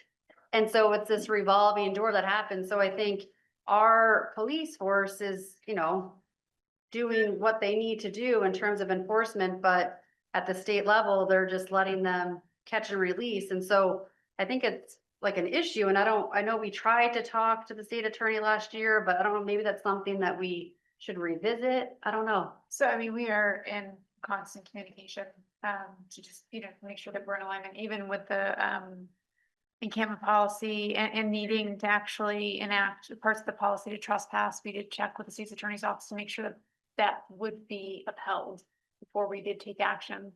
Certainly we can, if there are specific questions, we can certainly work with her. She is a good partner of ours. But the reality is that, a lot of these cases are being, turned back out in very short order. And so, we will do our best to keep enforcing, but we also want to balance that too, with just trying to find a good solution that works for the community. I mean, because I hear you, I mean, the enforcement piece is a big one. The conversation that we have, we've been talking about public health also. We're trying to highlight that, more than public safety, but public safety is a component. I mean, for a while there, Confluence Park was getting a little dangerous, and it's still, we're monitoring it because, we need to. And so it's this behavioral issue that, that's why, when we brought forward the Washington County mental health proposal, which we'll bring back to you for further consideration, that's why we focused in that area, because it's a need. But I think the conversation that we're having tonight, even around, how we're going to get service providers together and start to, really open up those conversations, and keep them going is important. So anyway, yes, and yes, we can do the things. It's just, I don't know if there are solutions. So I'd like to wrap up this. I don't know that we have a resolution to the question of the homelessness task force, and whether it should be a committee or what. Palin, do you have a quick comment I to can make? make a motion to Okay. turn into a committee and with a new charge to have And- them continue working with the city. Is there a second? Second. Ben? Well, I guess I would just say, like, I would want to see a charge for voting to create. I'm certainly willing to consider it, but to me, somebody had said before, like, I don't know exactly what we're asking the task force to actually do. And I would want to, before creating a committee, really understand what the charge was. So, Well, I think one first step might have something to do with Kelly mentioned earlier, aligning our policies with our funding.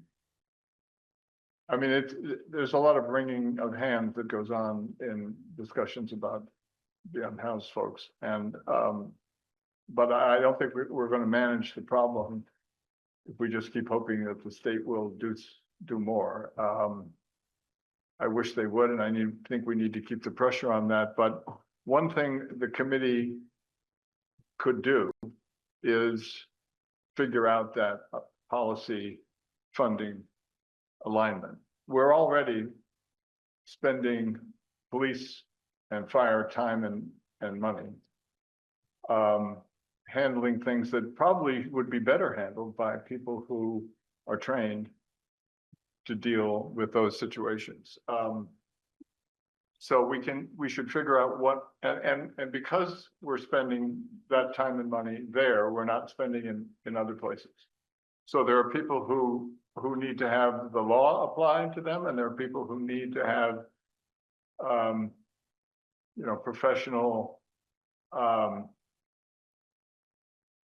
health providers, mental health providers, social workers provided.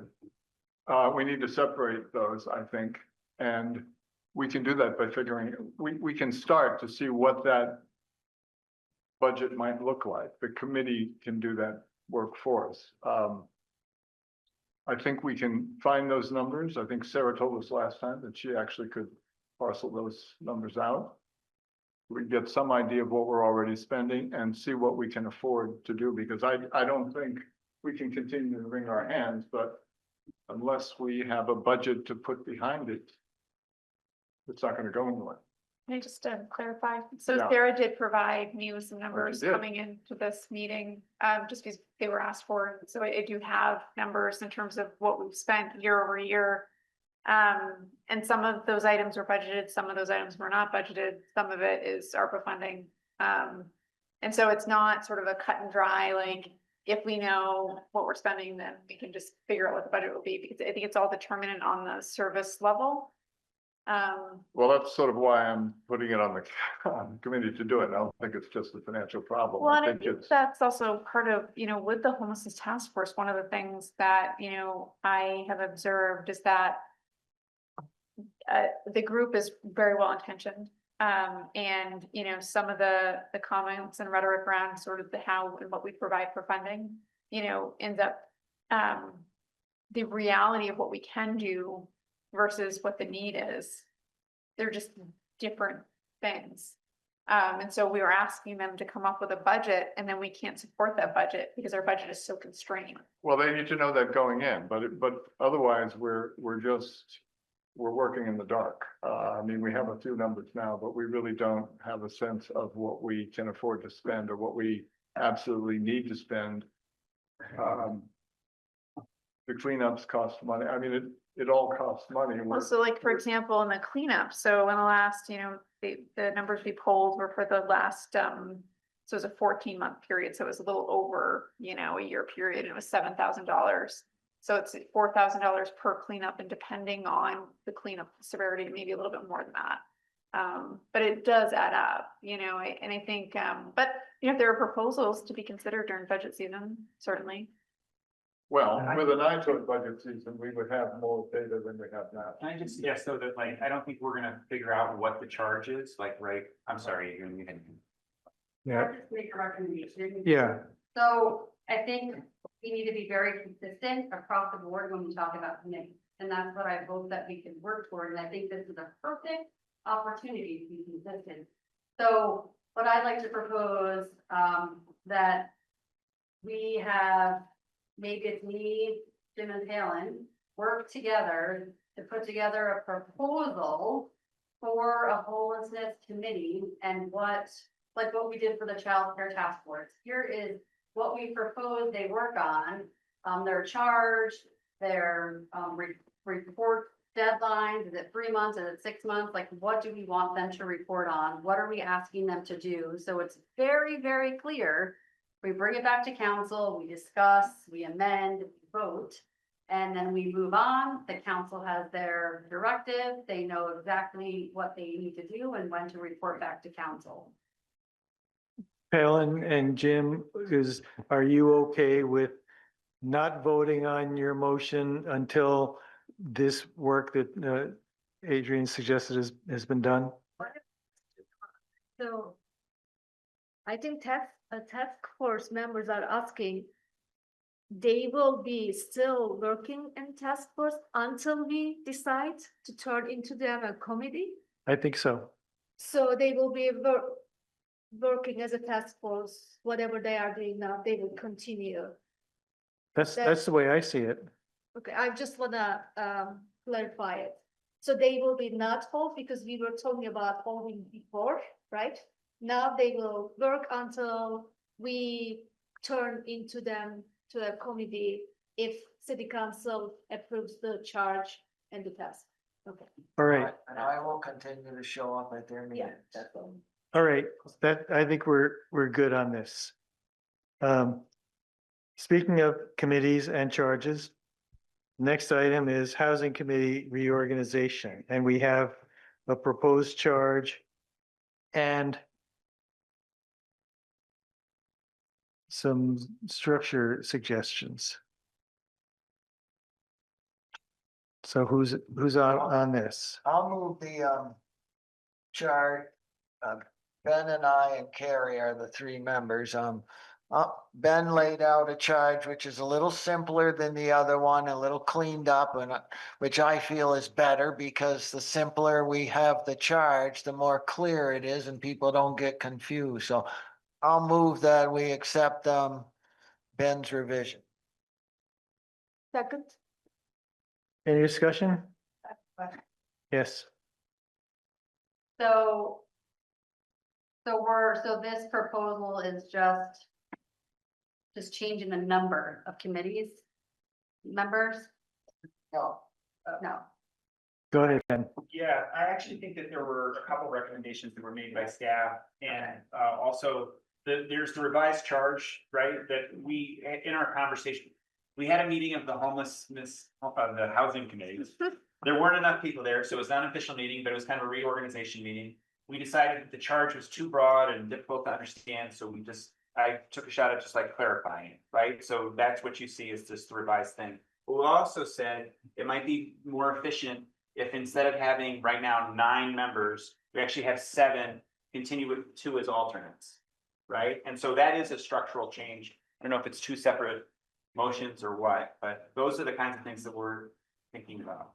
I have a follow-up question. So what we just talked about with the homelessness committee, just trying to be consistent with our committees here, is there a specific, like, as this housing committee, what are they working on? What are their deliverables? Like, is that already like approved and ready to go? No, that's what the charge is. The charge is that the housing, it doesn't have the deliverables yet. Oh, Right. there's no deliverables or anything in here. Not yet, no. Oh, We don't even have a full committee yet. oh, okay. We only have 3 members. We have Okay. we have a charge, right? The idea is that we would have a charge, and then the committee would work to identify a series of priorities, 3 or 4 things that they would work on, bring it back to the council to make sure, kind of crosswalk with council, make sure these are in fact the 3 or 4 things we would like you to work on, and then the kind of work continues. Yeah, I think there just needs to be more prescriptive, like, check-ins with council, because I feel like that is a huge missing gap for us, because the past year or whatever, there's committees that have happened that I never knew existed and work got done. So I don't know if this is part of this, or is it just something you report on I would say there's 3 counselors on this committee right now. Okay. And we're making a commitment. Okay. To you today. All right, You're good. gonna report back. Like, I want to know what happens. We're gonna let you know. All right. Yeah. Okay, Yeah. so the motion is to adopt the recommendation on the housing committee, which means both the revised, as I take it, the revised language of the charge and the composition of 7 members and 2 alternates. And Mike, why don't you come on up? Hi, Mike Miller, Planning Director. The only issue I have, I just wanted to make sure it had been removed and it hasn't, is in the revised charge, it says the committee is also responsible for the administration of the Housing Trust Fund. And just to be clear, they don't administer the Housing Trust Fund. They make a recommendation to council. So I wanted to make sure that that charge was clear. They don't administer that fund. Very good. Great. So Mike, would use this recommended language might be that the housing committee makes the recommendations to council on funding priorities through the housing trust fund? Yes, that would be a good way of putting it. Got it, John? With that said, are we ready to vote? So accepted the amendment. If so, all those in favor signify by saying aye. Aye. Opposed? All right, thank you. All right, strategic plan, final review. Now, we have it on for 20 minutes. What I'm kind of hoping is that someone will say, I've reviewed this and I move to accept it. I've reviewed it and I move to accept it. Second. I have reviewed it. Any- Second. I'm not saying that because of the hour. I'm saying that because it's great work that we Yeah. listen to us. We did the work. You incorporated our changes. I feel really good about it. I feel like it's actionable. Yeah, I definitely looked it all through and I liked it. I mean, maybe some things were repeated again and maybe could have been a little bit compacted. But overall, I didn't disagree with anything you said. All those in favor signify by saying aye. Aye. Any opposed? All right, thank you. Now, Jack, I've been considering my request for executive session and given an hour, I think I can actually, I can find a way to. okay, so I don't think there's any topic that we need to discuss at executive session at this point. So we can skip that. Move on to other business. There's no other business. City council reports. Palin, let's start at your end this time. No report, thank you. Ben. Yeah, I just want to say that I want to give a shout out to the planning office that the regional plan, our city plan, excuse me, was approved by the Regional Planning Commission at their recent meeting. I attended the meeting. There certainly were a lot of questions, particularly I think related to transportation, Country Club Road. But I have to say, I thought Mike did an excellent job of answering those concerns. It was passed. Which felt really good. It felt like a lot of work had gone into that and something positive had happened. I do want to say, I have to, I'm sorry to end on this note, but as I was leaving the meeting, someone at the meeting said that I was a hypocrite and a liar and had betrayed my oath as a city council member by voting for that at city. And I just want to say that, like, I stand behind that city plan. I was proud to vote for it. I'm glad that it was approved. And I think that that kind of rhetoric is destructive to civic dialogue, and I don't think we should normalize it. And so I just want to acknowledge that that happened, and I don't think it was okay. But other than that, it was a great night. So. Thanks, Ben. I completely agree, by the way. Thank you. Jim. I would just like to give a thanks to Chris Lumbra, who accompanied me going up a steep hill to look at those stairs that a concerned citizen had called me on that you ought to check them out, that it's probably a lawsuit waiting to happen. So I went up there, walked up and down them and walked up quickly to get back to my car, which was up at the top. And I asked Chris the following Monday morning to go with me out to check it out because I didn't think necessarily anybody would believe what I said about them. And so he went with me and concurred and went back to Kelly and we got really nice barriers there, stopping people from going up now, which takes the liability out of us. But if any of you went there and shook it a bit, you would see what I mean. It's pretty old and rickety. You know, I think it's a charming thing that we have those stairs. There are a couple of things that are like little cool features that you wouldn't expect to see in the capital city. And one of them is those stairs that go up the cliff. Another one is the way you see executives with their suits and briefcases walking, hiking up through the woods to get to National Life. And we don't see that in other capital cities.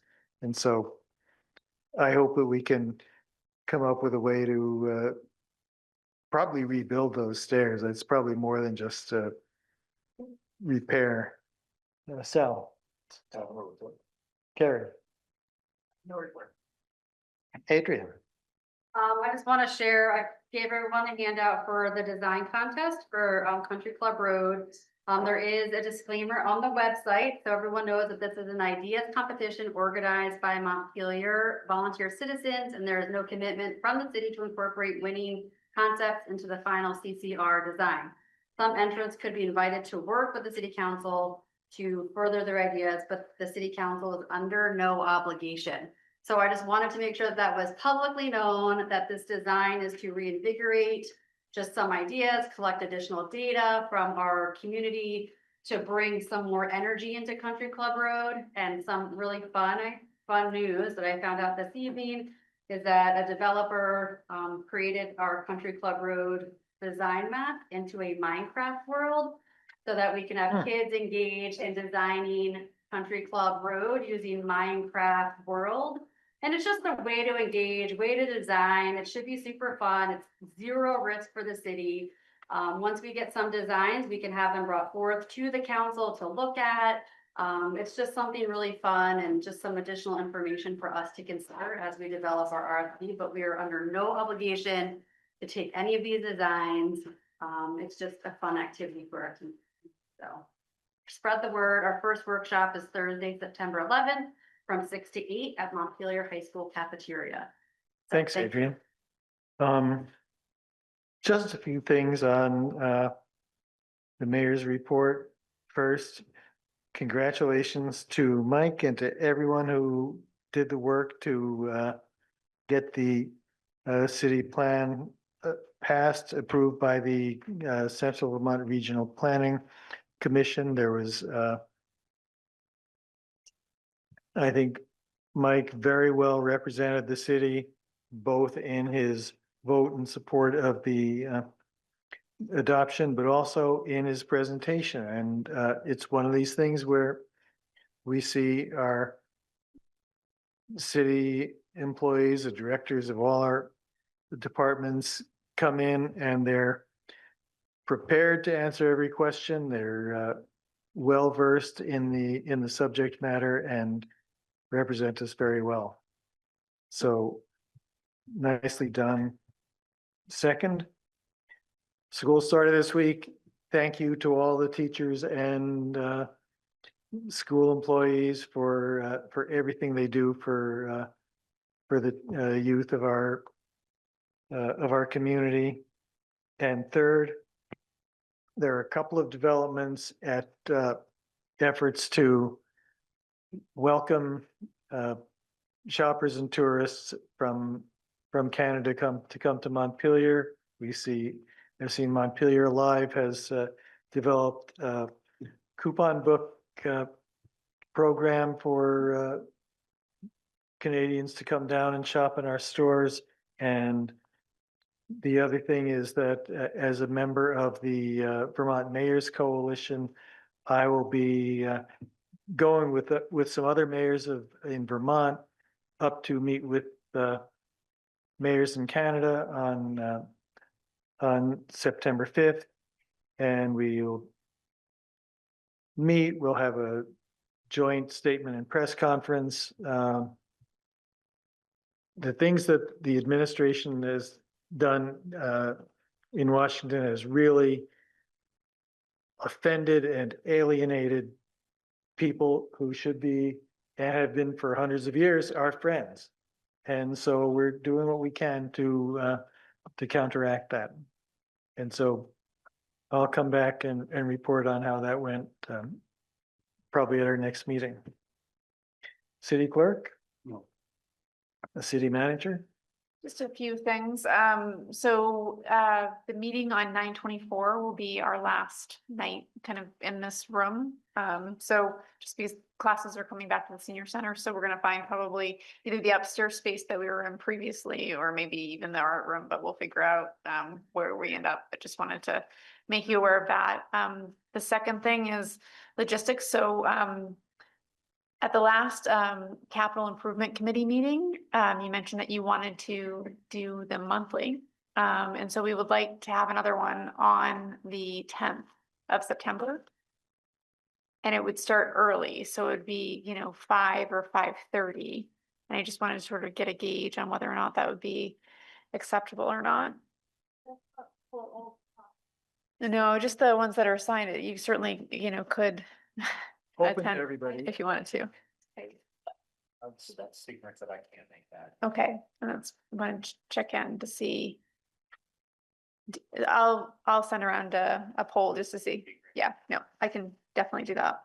And then the next thing, so it's early yet, we're in August still, but I did get a visit from our legislative advocate from last session. And she wanted to just kind of start the conversation with us about, sort of the legislative advocacy committee and what our issues might be. So I just wanted to kind of like put that out there for the next session. So as we go into fall, we really should be thinking about that. And so just wanted to kind of just get that to you so that you can be thinking about it, and I'll bring it back to you at a future meeting.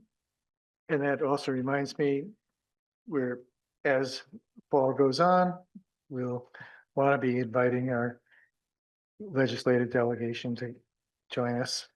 Yes, thank you. All right, and I think that's it. So at 11:16 p.m., we are adjourned.